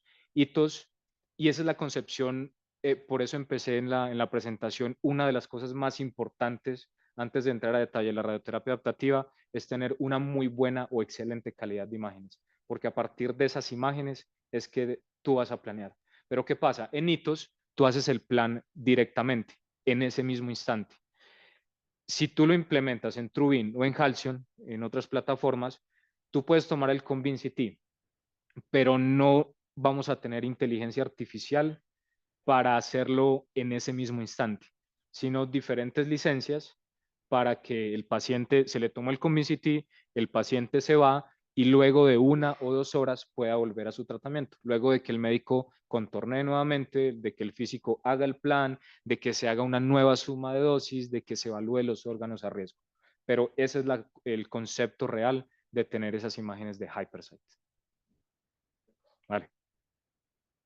Professor Diego, could you please translate the question and answer, please, that Diego Arsenio did you, please?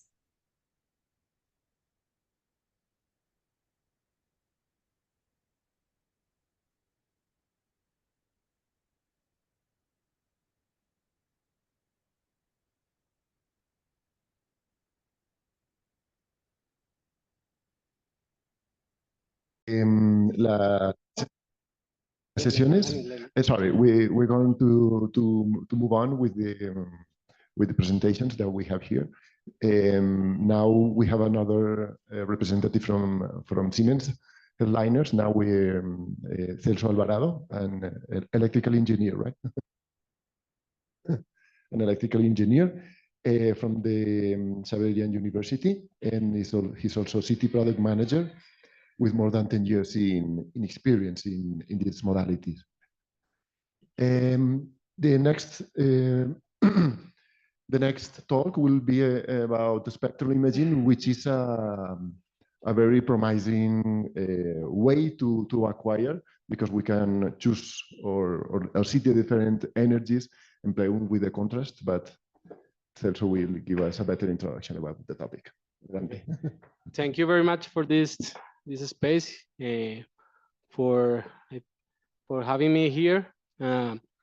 We will talk about the spectral imaging today. This is a hot topic in CT, and each time the customer are asking more for this, and so we will speak about how are the technicals or the techniques for the acquisition, and what are the clinical application, and how this benefit the patients, right?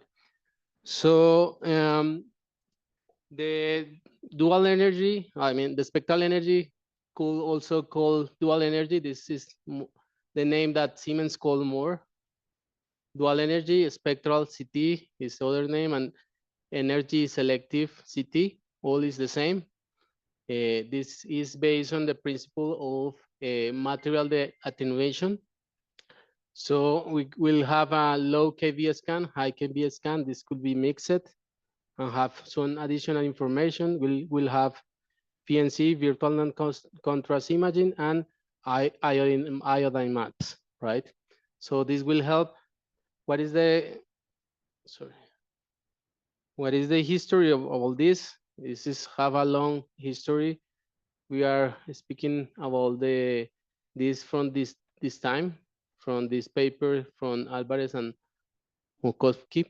And here in the 87, Siemens has a system with fast kV switching, and over the time start new techniques like the dual source, that is from Siemens, other system from dual source, and other competition, GE and Canon retake again the fast kV switching, dual layer, that is other technique, and the last innovation that is photon counting CT. This is a novel technology that just released Siemens, and all the other competitors are working on. What are the main benefits for the patients? The spectral imaging will bring us more information. The CT always work with anatomical information. The spectral imaging will bring a functional information that will help the physician to take a faster decision and short the pathway of the patient. What is the principle? The principle, as I say, it is the attenuation of the tissues. Here we see the image of 80 kV when we have in the bone 670 Hounsfield unit. In the same tissue, this is a phantom, the same tissue with 140 will have a different Hounsfield unit attenuation, and this also happened with the iodine.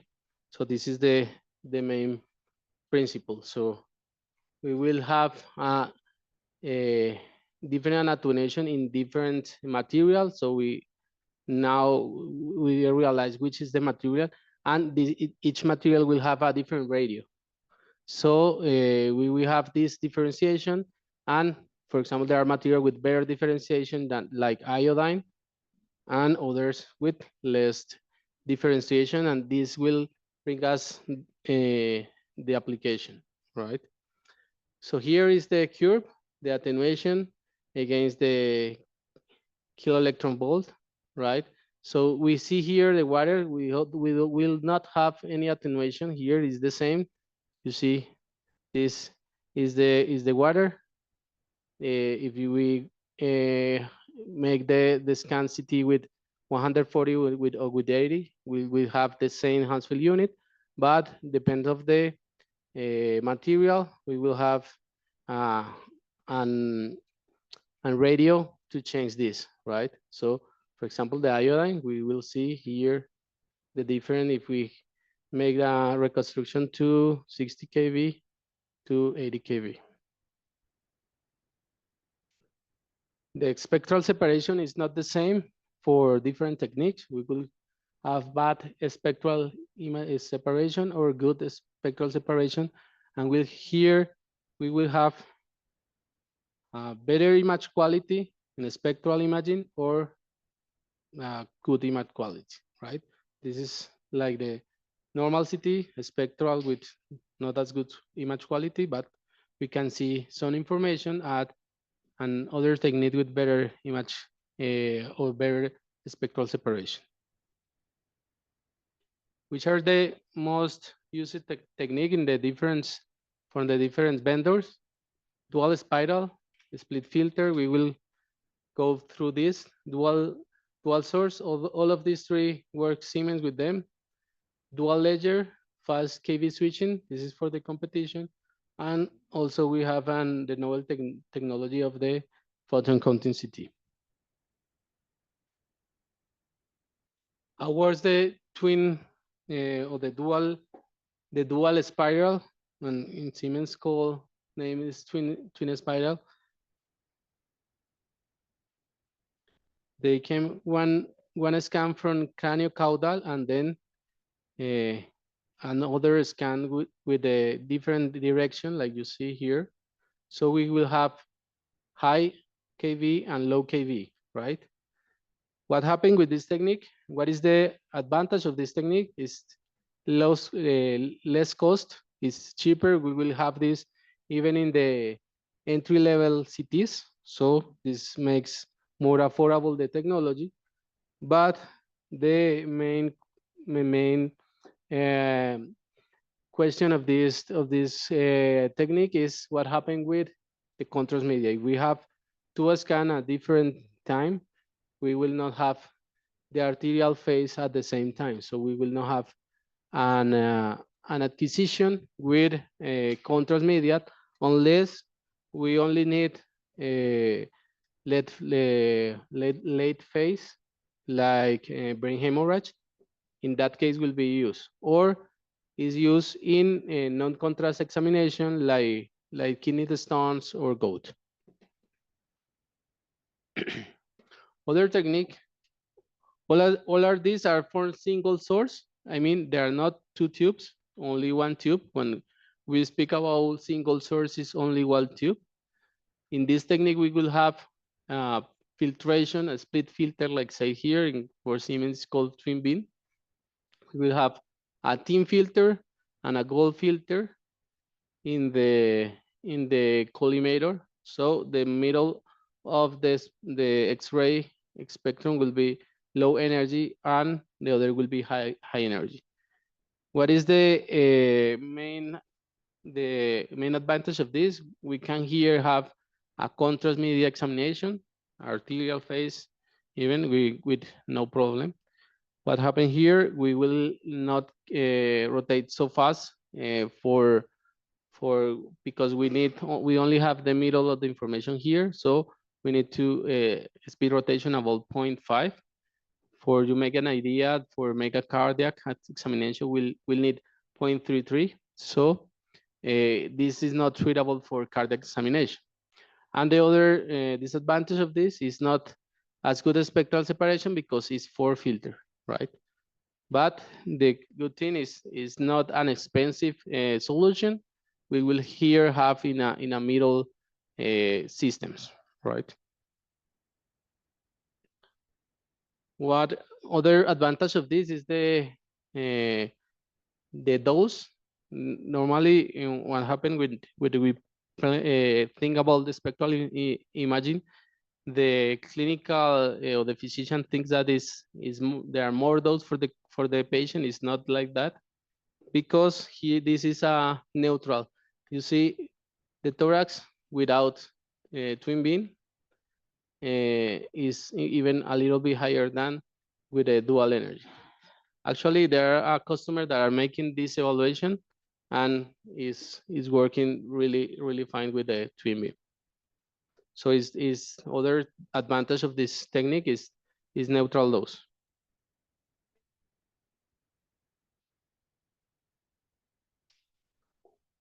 The following technique is a dual source. In this, we will have 2 tubes. So we will have here. We will have 2 acquisition, 2 systems. I mean, it's the same CT. The CT will have 2 tubes, 2 detectors, right? in this one with a new technology, one will introduce the thin filter for the high kV for having even more spectral separation. In this acquisition, each tube will have different kV, 180, 140, or 150, depends of the system, and could rotate full speed, so it's suitable for cardiac acquisition.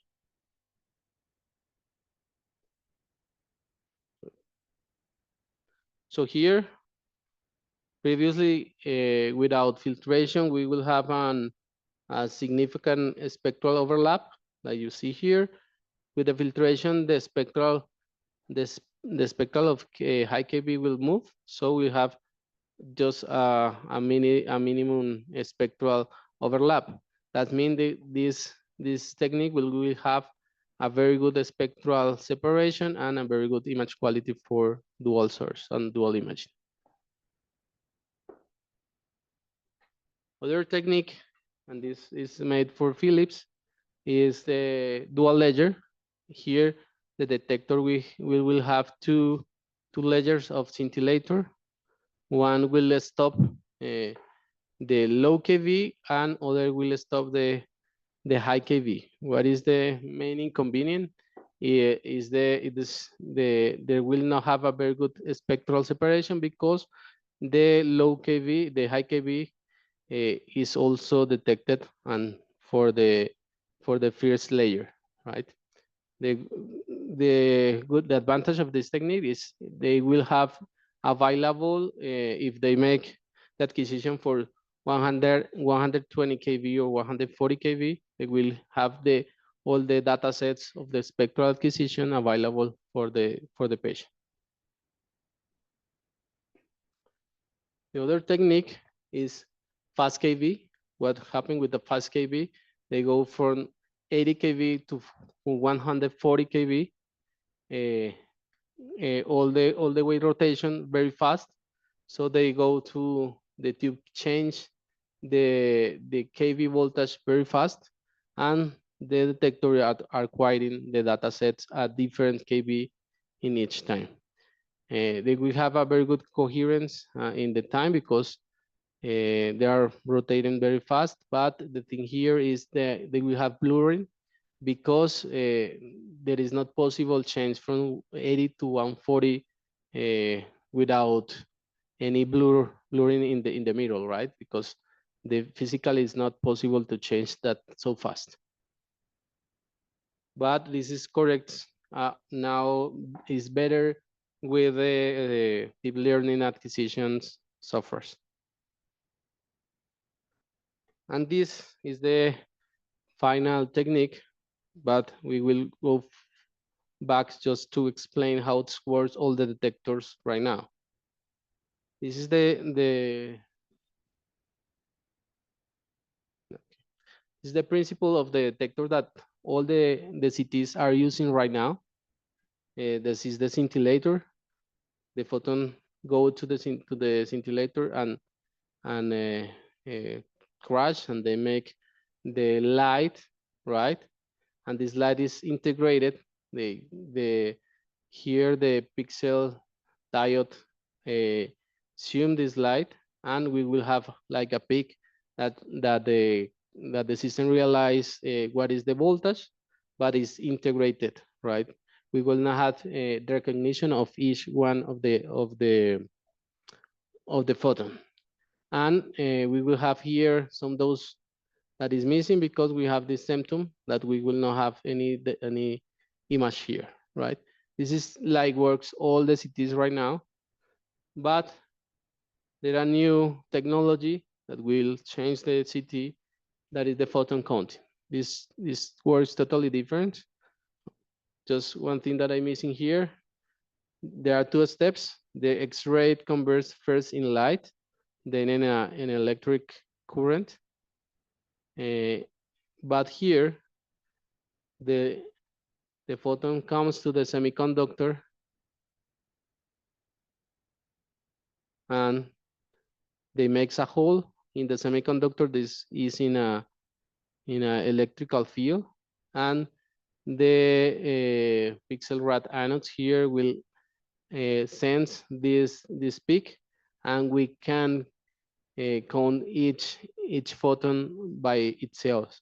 So we now have a direct conversion from X-ray to electrical current, right? This is the main change that make this technology. They have a lot of advantage for the dose, for the image quality, but we are now just speaking about the spectral imaging. So here we have the advantage for the spectral imaging. Here previously we are talking about high and low energy. Here we will have a beams, right? We even have 4 beams, 4 different energies, just not one high and low, and this brings more information. This is just working on that because right now the old application is like previously high and low energy, but there are applications working on that. Where are the most clinical application use in the clinical use? Monoenergetic plus, lung analysis, heart blockade, bone removal, and we will see each one right now. What is the monoenergetic plus? Is bring the possibility of having different reconstruction. We have here the iodine curve. If we reconstruct here in 40 kV, we will have a more information or more Hansfield unit than if we reconstruct here in 70. Just for you know, when you reconstruct in 70 kV is like the normal acquisition in CT that is 100 kV, right? When we are speaking about this photon energy reconstruction. So we have here, and we can see here, we will have more the image, the contrast media will enhance more. So we will see more detail for this contrast media examination, even for if we have a renal patient with a renal disease that only can use solid iodine. So here this will help us because the iodine is more, we can enhance more in reconstruction for lower KV, right? And this is the standard, like 100 kilo electron kV or 170 kV, right? So here we have a blend image, the high and low acquisition mixed, and also the reconstruction to 40 kV. Right here we will see this image with more engagement for the contrast, like you say. Here we will see each step. This is about the normal acquisition. If we go back to 40 kV, we will see here more detail for this contrast that help to the physician to realize their diagnosis.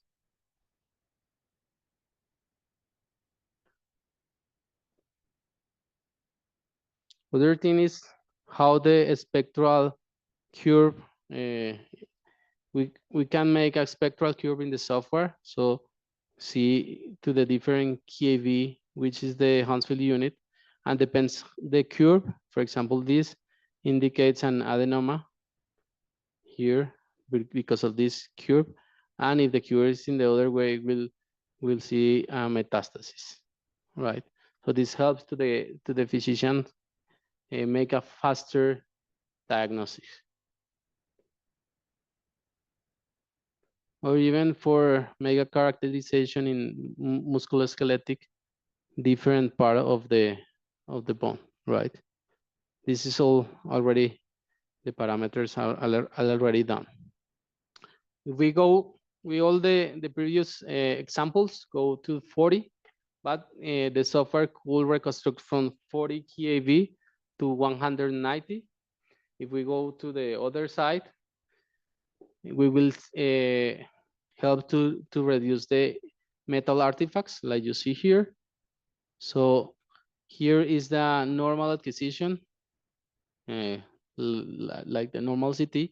But if we go and make a reconstruction to higher keV, we could see the no artifacts and the complete reconstruction for in this case for these screws. Other application is and helps to only to the oncology and for the abdominal is check the fat in the liver. So the fat also is have a different dual energy radio. So the software will quantity how much is the fat. This is made for the liver and help to the physician to diagnosis. Well, this is one of the most show example in the dual energy or in the spectral imaging is how to realize which is the material of the kidney stone. So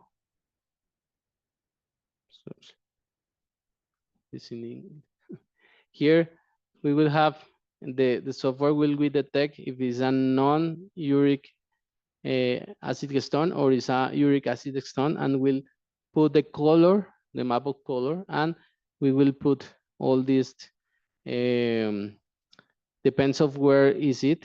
When we put the, for example, the ROI here, the software put where is it and which is the material. If it's a uric acid, calcium oxalate, crystine, or oxyapatita, they will put here all the curves, and the software will say to the physician which is the kidney stone composition. This is very interesting for neuro acquisition, is realize where is an active bleeding or not. For example, here we see a hyperdensity here. So this is very good for making non-virtual contrast. We remove all the iodine and stay here. So it's not an active bleeding. It's not right now. It's maybe a chronic one.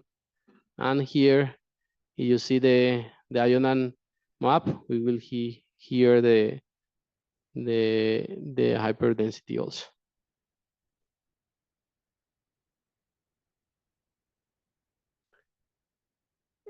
One of the things that help for better diagnosis is for lungs. For lungs, one of the disease is the TEP, thromboembolism pulmonar. That is an block, or is an occlusion of one arterial in the here in the lung. So in the normal CT, it's very difficult to see which if it's in the smaller vessels, but with this acquisition, we will see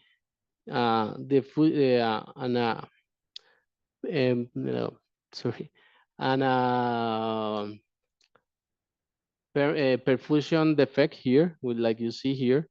So the physician will make the treatment and will make a follow-up after 1 week. It's better, and now the treatment is working. So this is the purpose, because in the normal CT we will not see it if we don't have a spectral information. This other example, when here is the normal CT, it's normal, we don't have any occlusion here, but here we will see an perfusion defect in the lung. Here there are an example of, this is for the photon counting. You can remove, this is for a cardiac coronary acquisition. we have here a lot of calcification, and this is make a blurring. The system could remove having the spectral information. Here, bring this information that is not well see here. There are different here. Sorry, we could see that is an absorption of the iodine. Something extreme happened here, so the physician could check. And here also we will see the perfusion defect.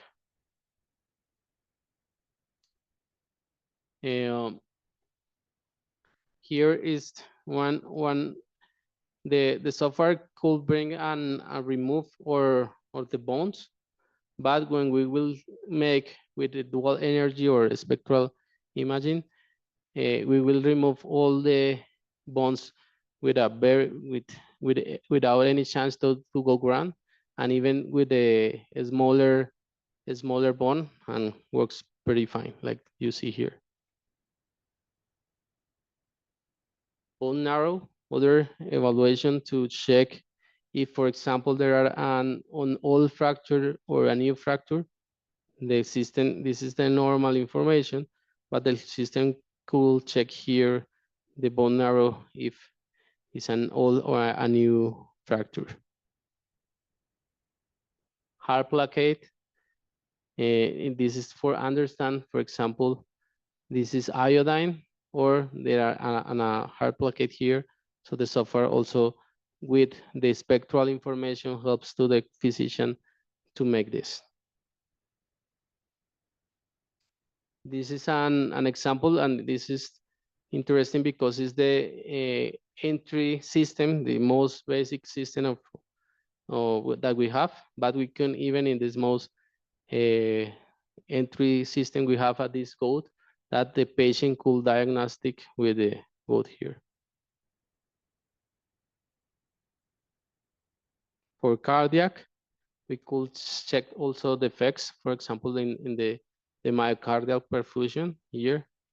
This is made by the dual energy. Like could check if there are any perfusion on the myocardium. This is interesting for who works in radiotherapy. That is the electron density. With spectral imaging, we could have electron density, rho, and the C information, the atomic number, that could help for the planning. This, as you see, there are a lot of applications to improve the clinical outcomes, but this technology have a lot of years already in the market. Where are the principal challenge is they bring a lot of information that is not used in all patients, but there are patients that could help, right? And this is why it's not using a routine mode in all of the CTs. Nowadays, with the intelligence, artificial intelligence, we are making better the reading process for the physician. So this bring more information, but now there are ways to read better for the physician, and I guess it will be more useful in the future. And what is the future? Make a multispectral imaging. As I show you, there are a way to have a beams, not only have high and low energy. We could have different beams from 20 to 50 to 50 to 75 and so on. And for example, this is a study in a canine where we have two contrast media, different gadolinium and iodine, to make this type of examination. This is in investigation, but I think it will be the future, make a multispectral imaging. Questions?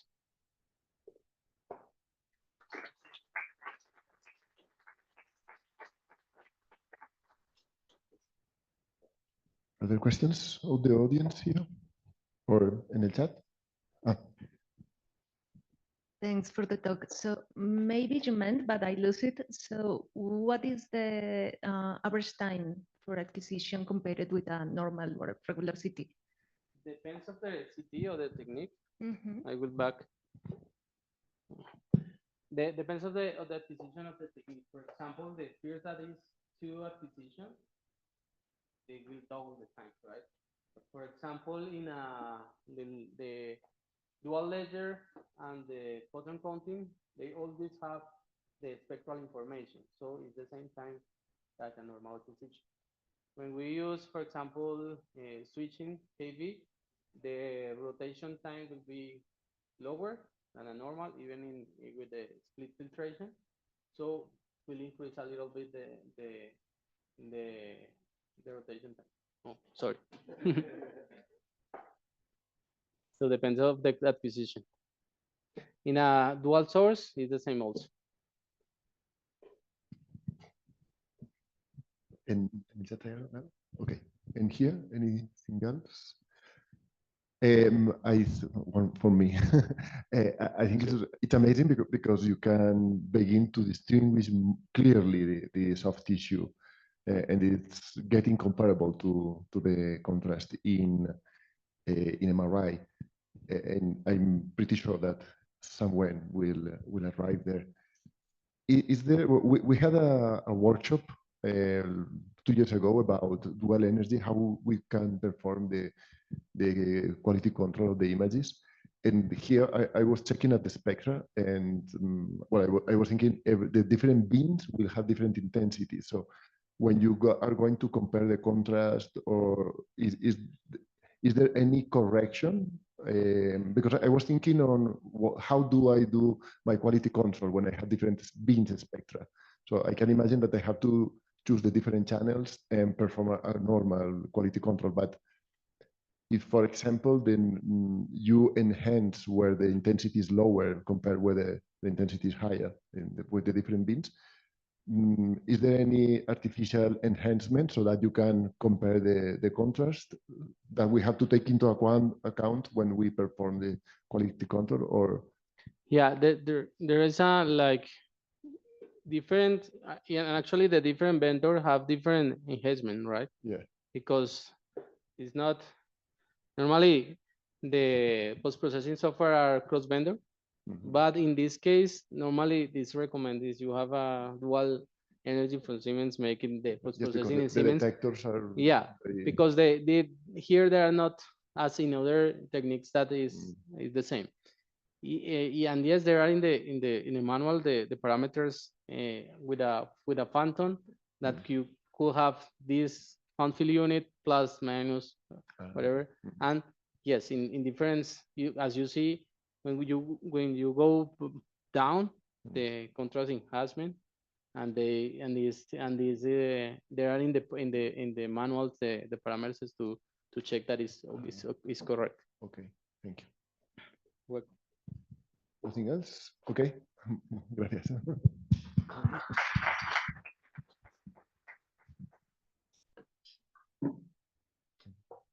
So let's continue with the next speaker. Is this?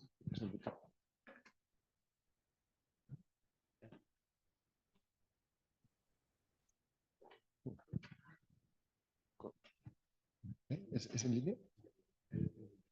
Okay, our next speaker is online and he's ready. Can begin to share the screen. Yo no leo nada.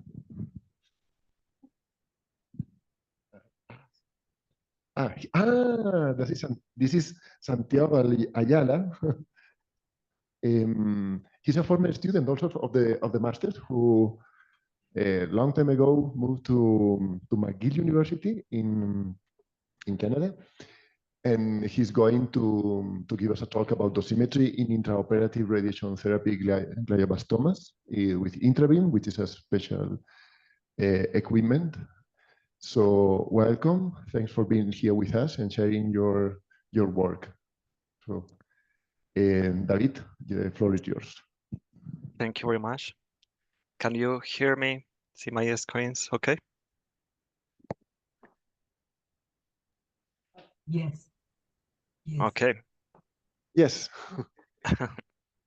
Okay, so hi everyone. First, thank you so much, Professora Maria Cristina, for this invitation. Thank you, Professor Agulles, for the introduction. And thank you all for being here at this time when I know I'm the only obstacle between you and your lunch. So I'll try to be fast or more or less concise. So I'll be presenting today the project I was working during my studies here at McGill University, which is the dosimetry in intraoperative radiotherapy for glioblastoma using the intrabeam system. So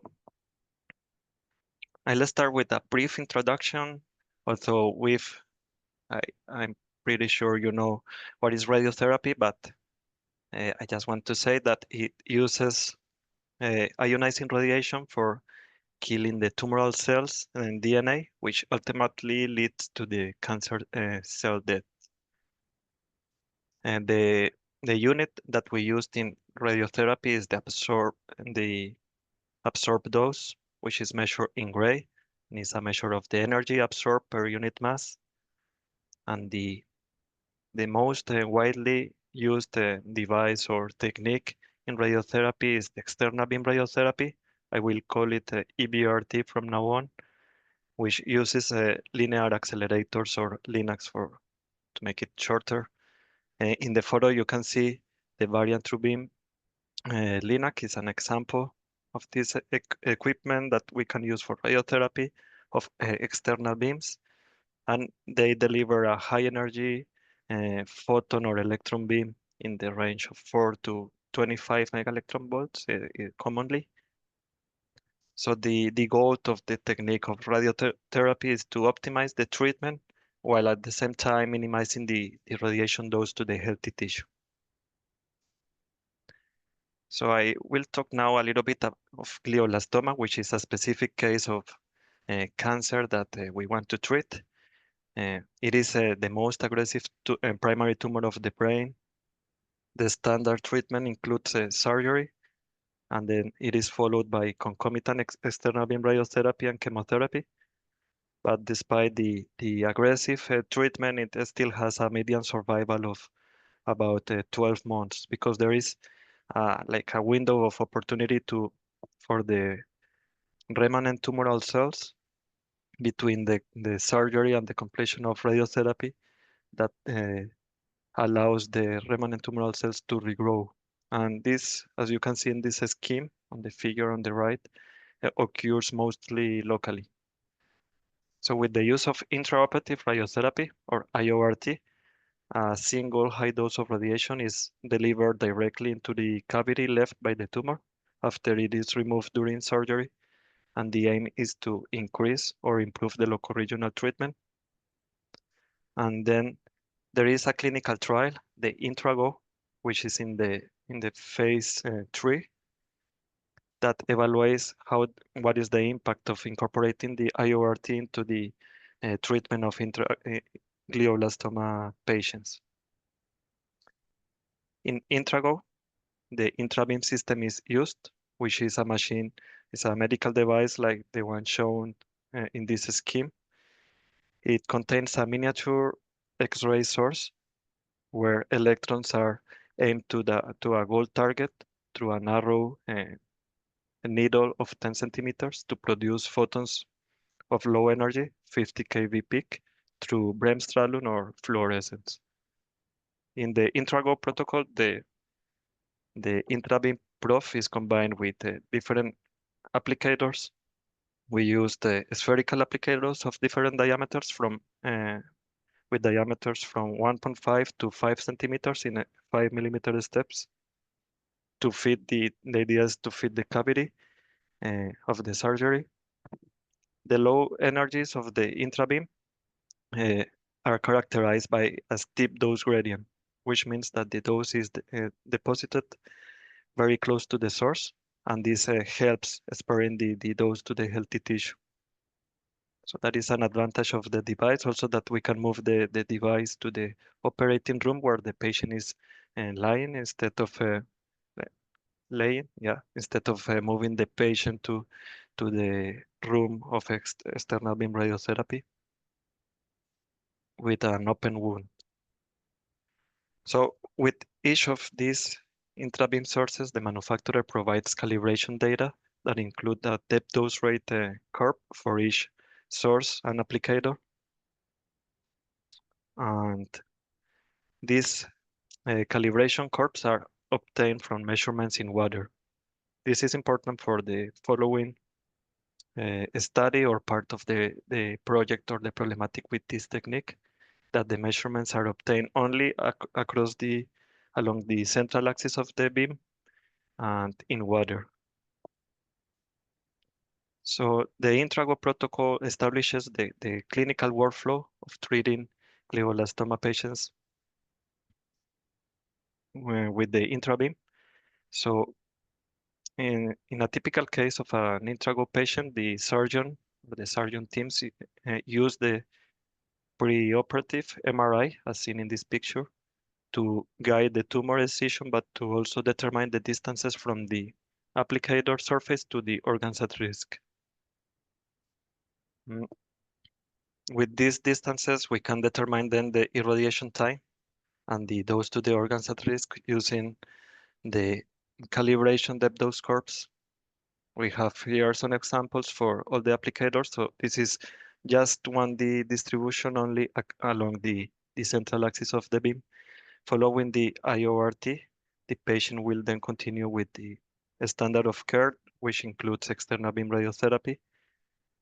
So the total dose to the patient will be the IORT dose combined with the EBRT dose, but the IORT dose needs to be first converted to 2 gray per fraction equivalent doses of external beam radiotherapy, and then can be added to the rest of the dose. There are some issues in the Intrago treatment planning. First, the protocol uses the target method, which was originally developed in the onset of the target clinical trial, which was for breast cancer.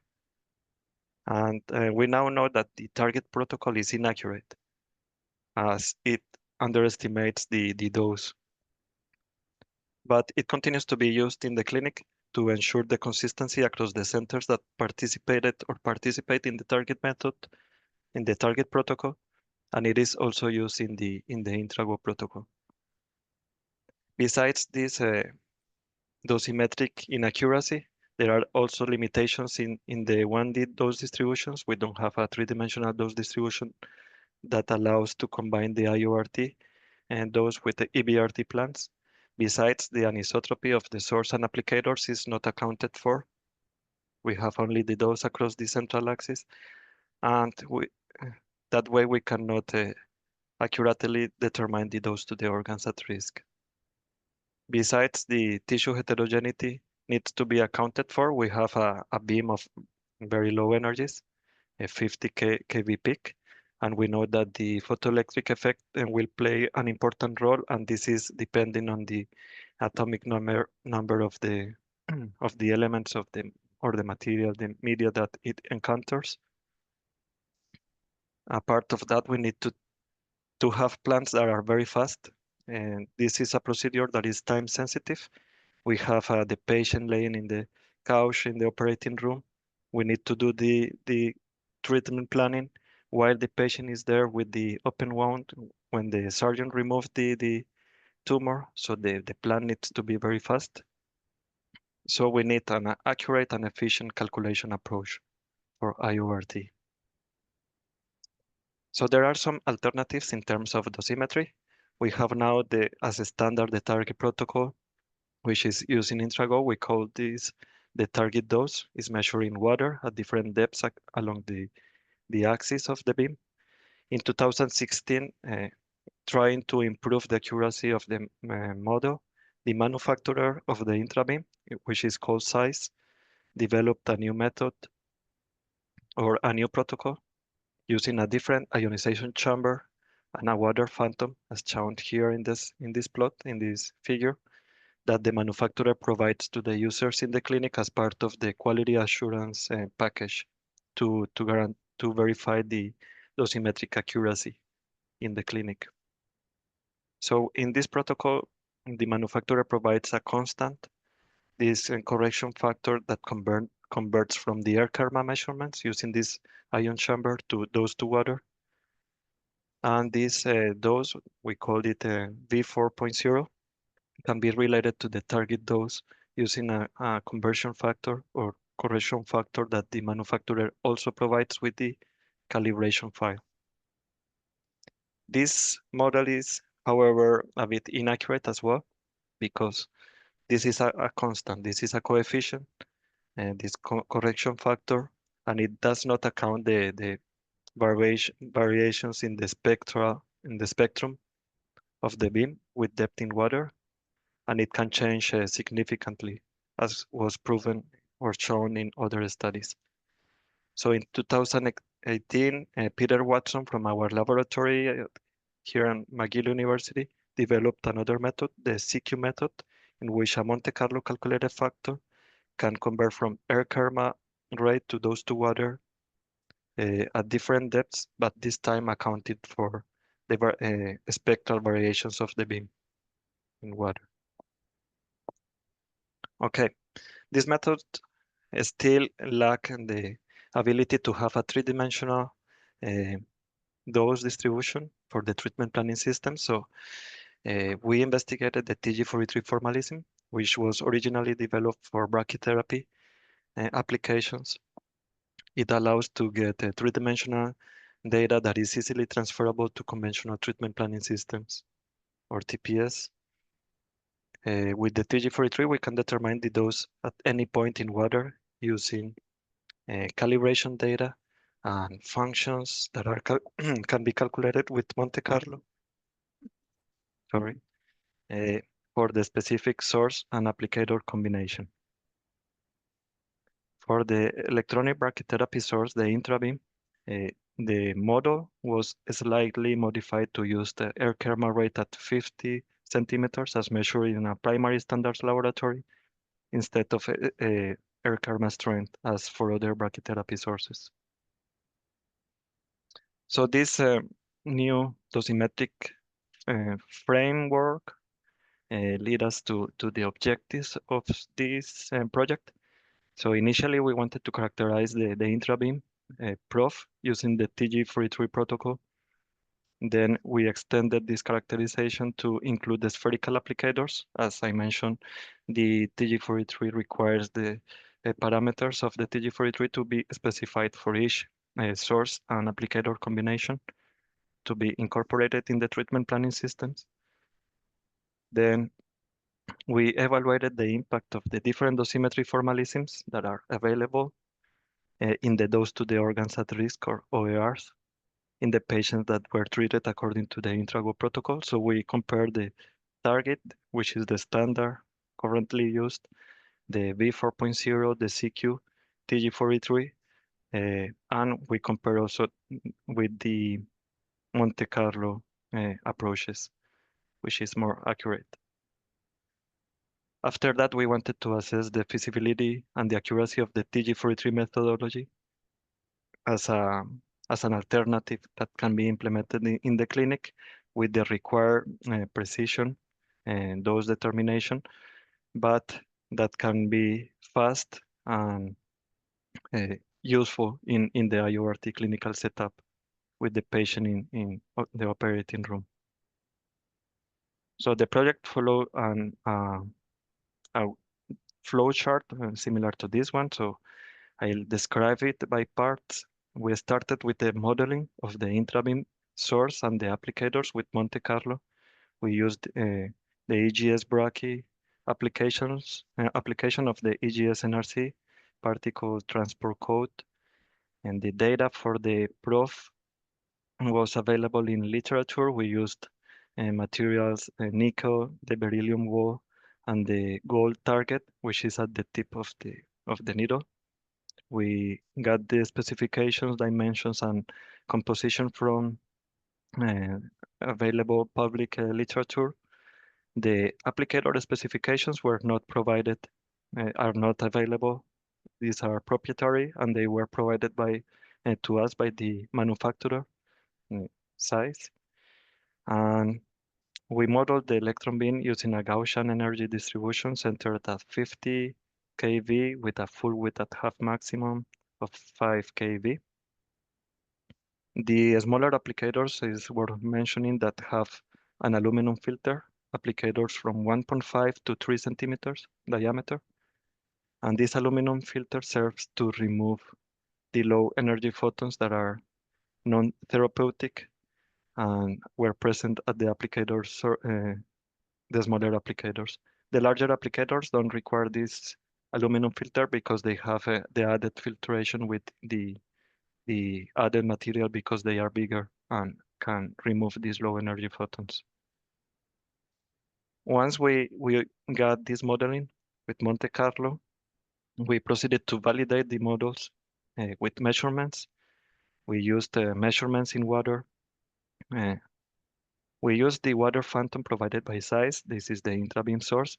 And we used the PTW 34013 that the manufacturer also provides in the calibration package for verification of the dose constancy. So how it works, we move the source upwards and keeping the ion chamber in this waterproof holder, we can get a PDD, like a depth dose profile. We measure at different steps. And then we compare the PDD, the measured PDD with the Monte Carlo PDD. We got in general good agreement. After measuring with the ion chamber, we wanted to decrease the volume averaging effect that we found in this ion chamber using a microdiamond which has a smaller radiation sensitive volume, and this is very useful or required in the area of a steep dose gradients, as is the case for brachytherapy or this electronic brachytherapy source. And the microdiamond was very useful in achieving this reduction in the volume averaging, and the PDDs were also compared and we got good agreement. We couldn't use the same phantom because this phantom was designed specifically for the PTW ion chamber. So we had to use a Wellhofer water tank to do the measurements with the microdiamond. And at the end, we repeated the measurements and procedure with the applicators in place. I don't know if you can see the needle is there. The contrast is not very good, but the needle is there. And then with the applicators, you can see it better. Okay, once we validated the models, we proceeded to calculate the TG43 parameters. We started with the prof without any applicator, so the spherical applicators were not included in this characterization for now. So in the figures on the left, you can see the radial dose functions, which describe how the dose fall off from the source as we move away from it. We can see for the intrabeam shown in red that we have a very steep dose gradient, only comparable here to the soft accent, which is also another electronic brachytherapy source. And we see that they had a higher, sorry, they had a higher dose fall-off as compared with other high dose rate or low dose rate brachytherapy sources as the iridium 192 and iodine 125. So this is the direction of measurement if you are familiar with the TG43 for brachytherapy. So we measure getting and radially getting away from the source tip. Here we have the 2D anisotropy function. It was calculated at different distances from the source tip. This is the angle schematics or scheme that you can look to see how these graphs or plots were generated. We have the angle here. So here we can see a very high anisotropy in the dose distribution with values up to 55% near the burp and the prof walls or the source walls. Once we got these TG43 parameters, we published the results as a requirement to use them then in a treatment planning system. And then we extended the characterization to include the spherical applicators. We also obtained all the required TG43 parameters. I'm showing here only the 2D anisotropy function for this case. This was measured for all these spherical applicators, the 8 available diameters. And we measure at 1 centimeter from the applicator surface. And we plotted this. An important result here is that we have still, with the applicator, we have a very high anisotropy with values reaching 27%. And this is not accounted for in the past in the clinical standard. What it means is that the procedure we have now assumes that the dose distribution is isotropic around the spherical applicator, and we prove that it's not exact true. This is not very exact. We have some variations in dose that need to be accounted for. We also can see here the effect of the aluminum filter in the smaller applicators. These differences in these graphs are the result of the presence of the aluminum filter in the smaller applicators. Okay, so there is one element, and is the air karma rate. The air karma rate is not yet provided by a primary standards laboratory for the intrabeam. It is now provided for the soft taxane electronic brachytherapy source, but not for the intrabeam. So we had to calculate it with Monte Carlo using the air karma spectrum calculated at 50 centimeters from the source tip. From there, we can obtain the air karma and the air karma rate by using the nominal current of the source. And then with these results, we can also obtain the dose rate conversion coefficient, which allows to get the dose rate at the reference position, dose to water, based on the air karma rate at 50 centimeters. So now with this, we had all the TG43 parameters for both the source alone and the source with the 8 spherical applicators. And once we got the TG43 parameters, we wanted to explore and to evaluate the dose to the organs at risk, how they differ from the standard, what was used, how is the dose, the real dose received by the organs at risk compared to the one that was determined with the current treatment planning systems. And to do that, we developed a module in an in-house treatment planning system that is called BREMS, where we can impose the dose distributions on the patient CT. We have the structures here contoured by the oncologist or the dosimetrist. We can combine the IORT doses with the EBRT doses. We can obtain DVHs or dose volume histograms for the pre-contour organs at risk. And for this part of the study, we used the 8 Intrago patients that we had available by then at McGill University Health Center. And we calculated the target dose based on the calibration data provided by the manufacturer and the distance to each voxel in the CT set. So we used a fitted function of this depth dose profile, and we isotropically calculated the dose in all the voxels for the target dose to be able to compare it with other methods.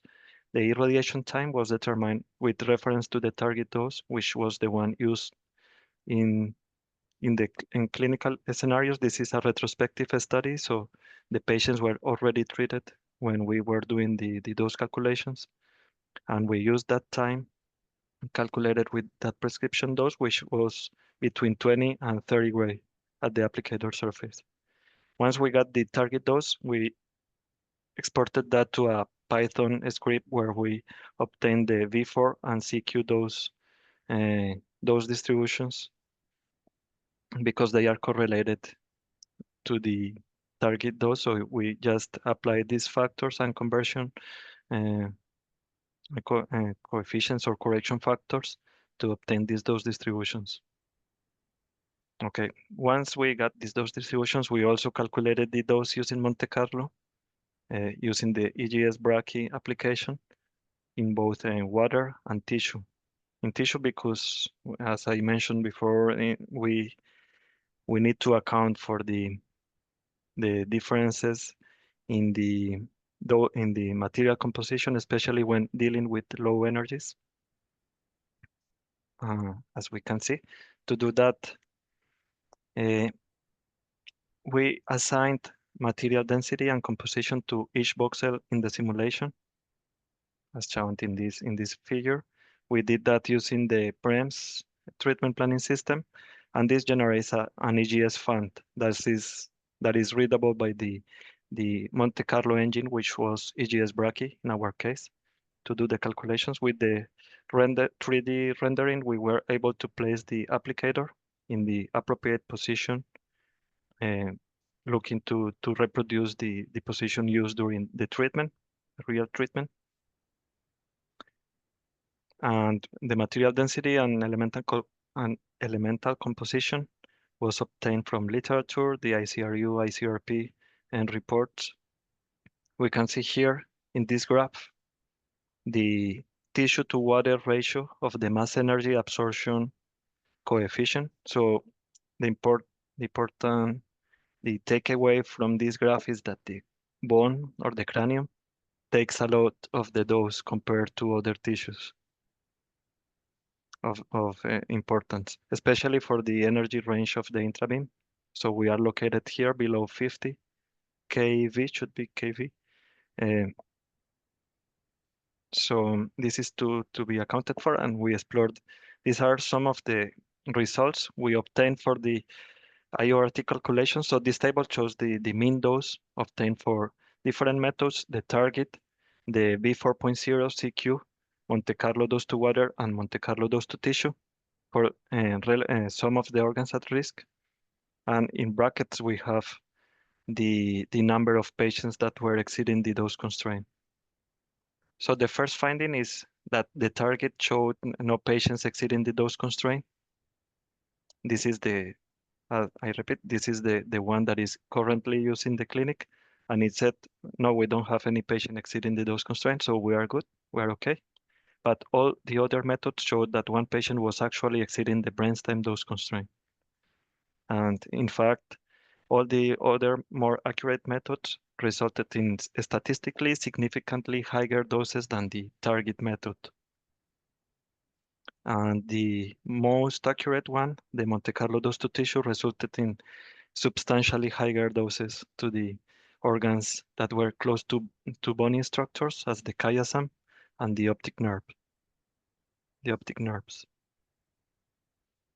Okay, so after this study, we found that the target was actually underestimating the dose to the organs at risk, and we wanted to see how the TG43 would behave or perform in these applications, and to see if we were able to use the TG43 in the clinic as an accurate and efficient alternative to target. For this part of the study, we started validating the TG43 against Monte Carlo in water, because it has been the standard for many years and is more accurate, Monte Carlo dose to water. So we compare TG43 with Monte Carlo. Here in these graphs, we see the dose map, the dose difference map, and the histogram for this is actually the global dose differences. We can see the contours for both the TG43 and Monte Carlo dose to water. They overlap, which means they are practically the same thing. And the percentage, the numbers here are a percentage of the prescription dose or the reference dose, which for this patient was 30 gray. The mean global dose difference was found to be just 0.07%. So they were practically the same thing. And the gamma pass rate was 97.6% using a strict 1%, 1 millimeter criteria with a 10% dose threshold. It means we removed the lowest 10% dose voxels in the analysis of the gamma analysis. Yeah. This map here shows the local dose differences. This is the global dose difference, and this is the local dose difference. It means that we subtract the reference dose, Monte Carlo dose to water from TG43 and divide by the dose in that voxel. Whereas in the global dose difference, we divide by the prescription dose of 30 gray. So with this technique, we can find some local differences between both models. For instance, we can see red regions near the patient surface, and this is due to the lack of backscatter from the Monte Carlo model, because for TG43 we used water everywhere, so we had water outside the patient as well, whereas for Monte Carlo this was air, even though inside was all water for Monte Carlo dose to water, outside was air, and that's the red regions here, reduced backscatter. For we also found this blue region here, which means lower dose from TG43 under dosage, under dose calculation from TG43, but this was beyond the 2% dose ISO dose line, which means that we are in doses that are very low, so they are not clinically relevant. Those are 2% of the prescription dose of 30 gray, so they were not relevant. Okay, in this plot, we extended the study to include the now available 20 intrago patients. We compared the IORT dose distributions for different organs at risk here in this box and whisker plot. In green, we see the TG43 for in the organs, and we compare it with the purple Monte Carlo dose to water.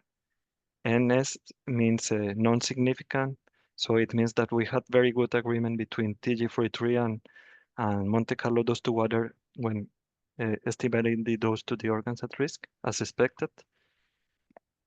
And this means that the TG43 is a valuable or an accurate alternative, especially when comparing it with the target method, which was consistently underestimating the dose to the organs at risk again. Differences were also observed when comparing with the Monte Carlo dose to tissue.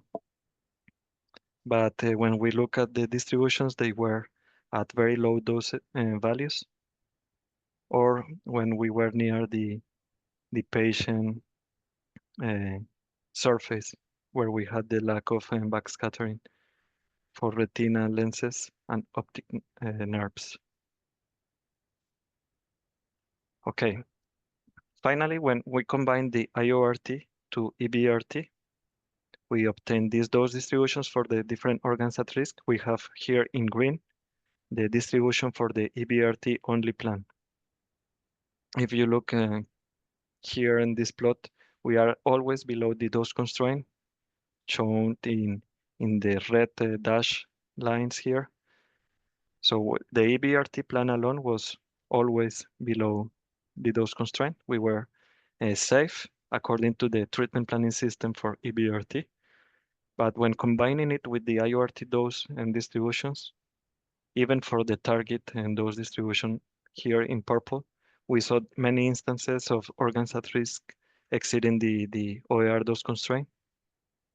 And when combined with other more accurate methods, we got even more instances of the OER's constraint exceeded. This was particularly relevant for the brainstem, where you can see here a lot of patients were exceeding the dose constraint when combining IORT with EBRT. What are the clinical implications? It means that first we need a better treatment planning system that can combine IORT with EBRT. We are not currently combining three-dimensional dose distributions of EBRT and IORT, just point dose for the organs at risk from IORT that is more or less accounted for in the optimization for the EBRT plan, but is not really was not really identifying the cases that should have avoid the IORT plan, or maybe reduce the dose prescription in those cases. So to summarize, the intrabeam and TG was characterized according to the TG43 for both the prof and for all the spherical applicators. This enables the three-dimensional dose distributions that are required in a treatment planning system. Then we evaluated the dose to the organs at risk using different models, and we found that the target was actually underestimating the dose to the organs at risk. This was a finding that was of interest and accepted in the Red Journal that is of clinical relevance.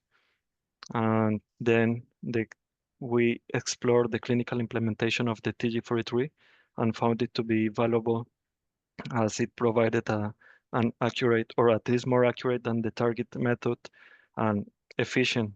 As we had calculations with TG43, they took like less than 1 minute with my laptop, even more, less than 1 second with my laptop, whereas Monte Carlo took like 20 minutes with a cluster of 160 nodes, so it's significantly faster the TG43, and we need that for IORT scenarios.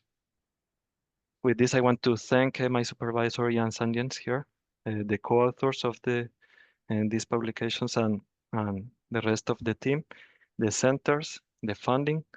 Thank you so much for inviting me, and for the audience to stay in here up to this time. And I'd be happy to answer questions if I know the answer. Okay, thanks. Thanks a lot. Are there any questions? Can you? Okay. I have one question. Maybe I got lost with your whiskers plots. So when you, yes, there you what you did was to reevaluate the dose in these intracranial patients. How was the comparison of the real dose that was applied? Is this the target group, or I mean, how was the dose in the, for example, in the chiasma or optic nerves, based on this number that you have and the actual plan that was applied to the patients?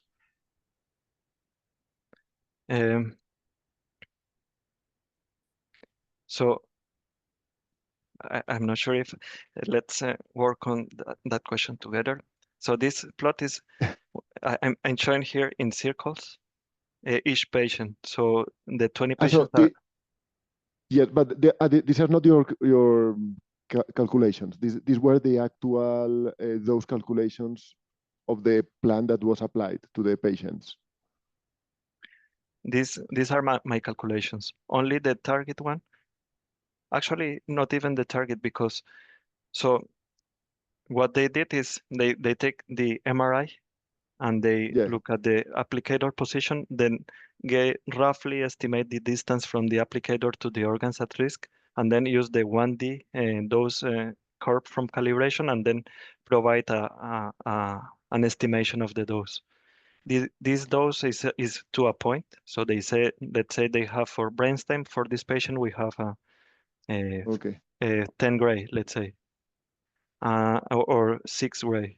And then they try to incorporate that, or is not accounted for in the optimizations software or treatment planning system. They just know that the brainstem received a 6 ray, let's say. So what I wanted to do is to do a calculation, a three-dimensional exploration of the target dose. So I took that depth dose curve, used a fitted function to know the dose to every voxel. So this was an isotropic dose distribution, but I had a three-dimensional dose from the target. So I took the dose profile along the central axis and just put the dose at the voxels that were at the same distance from the source tip. And with that three-dimensional dose for the target, I obtained the maximal dose or near maximal dose to each organ at risk.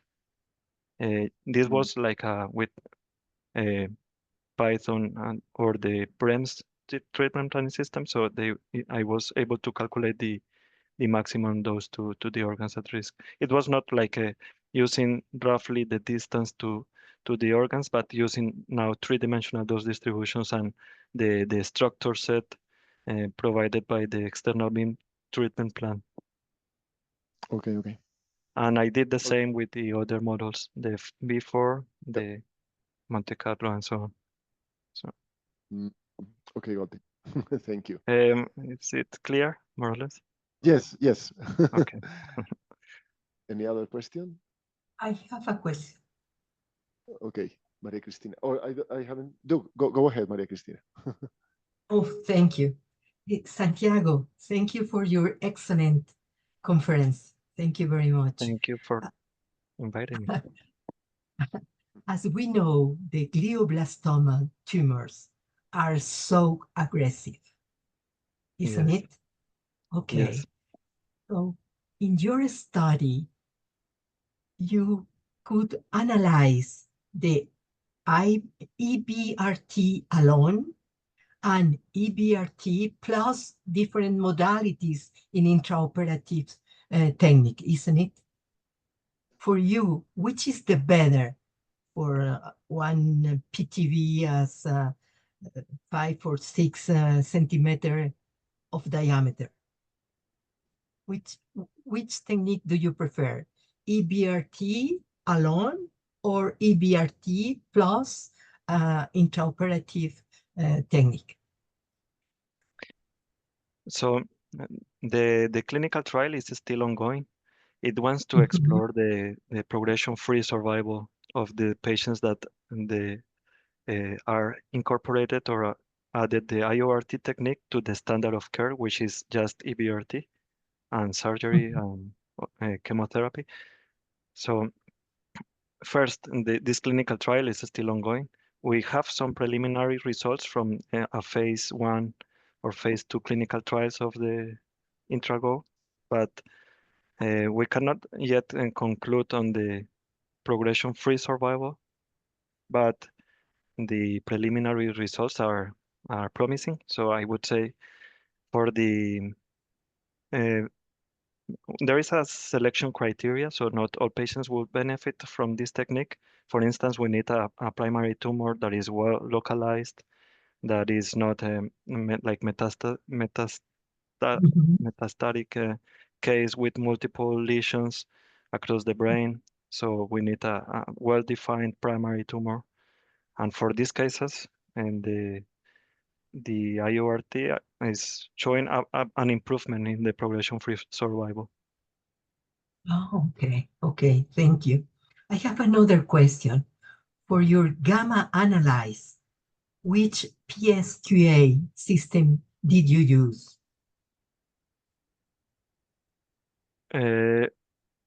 Which what? Sorry. For your gamma here, 97.6% gamma pass rate. Which system did you use to obtain these values? This value?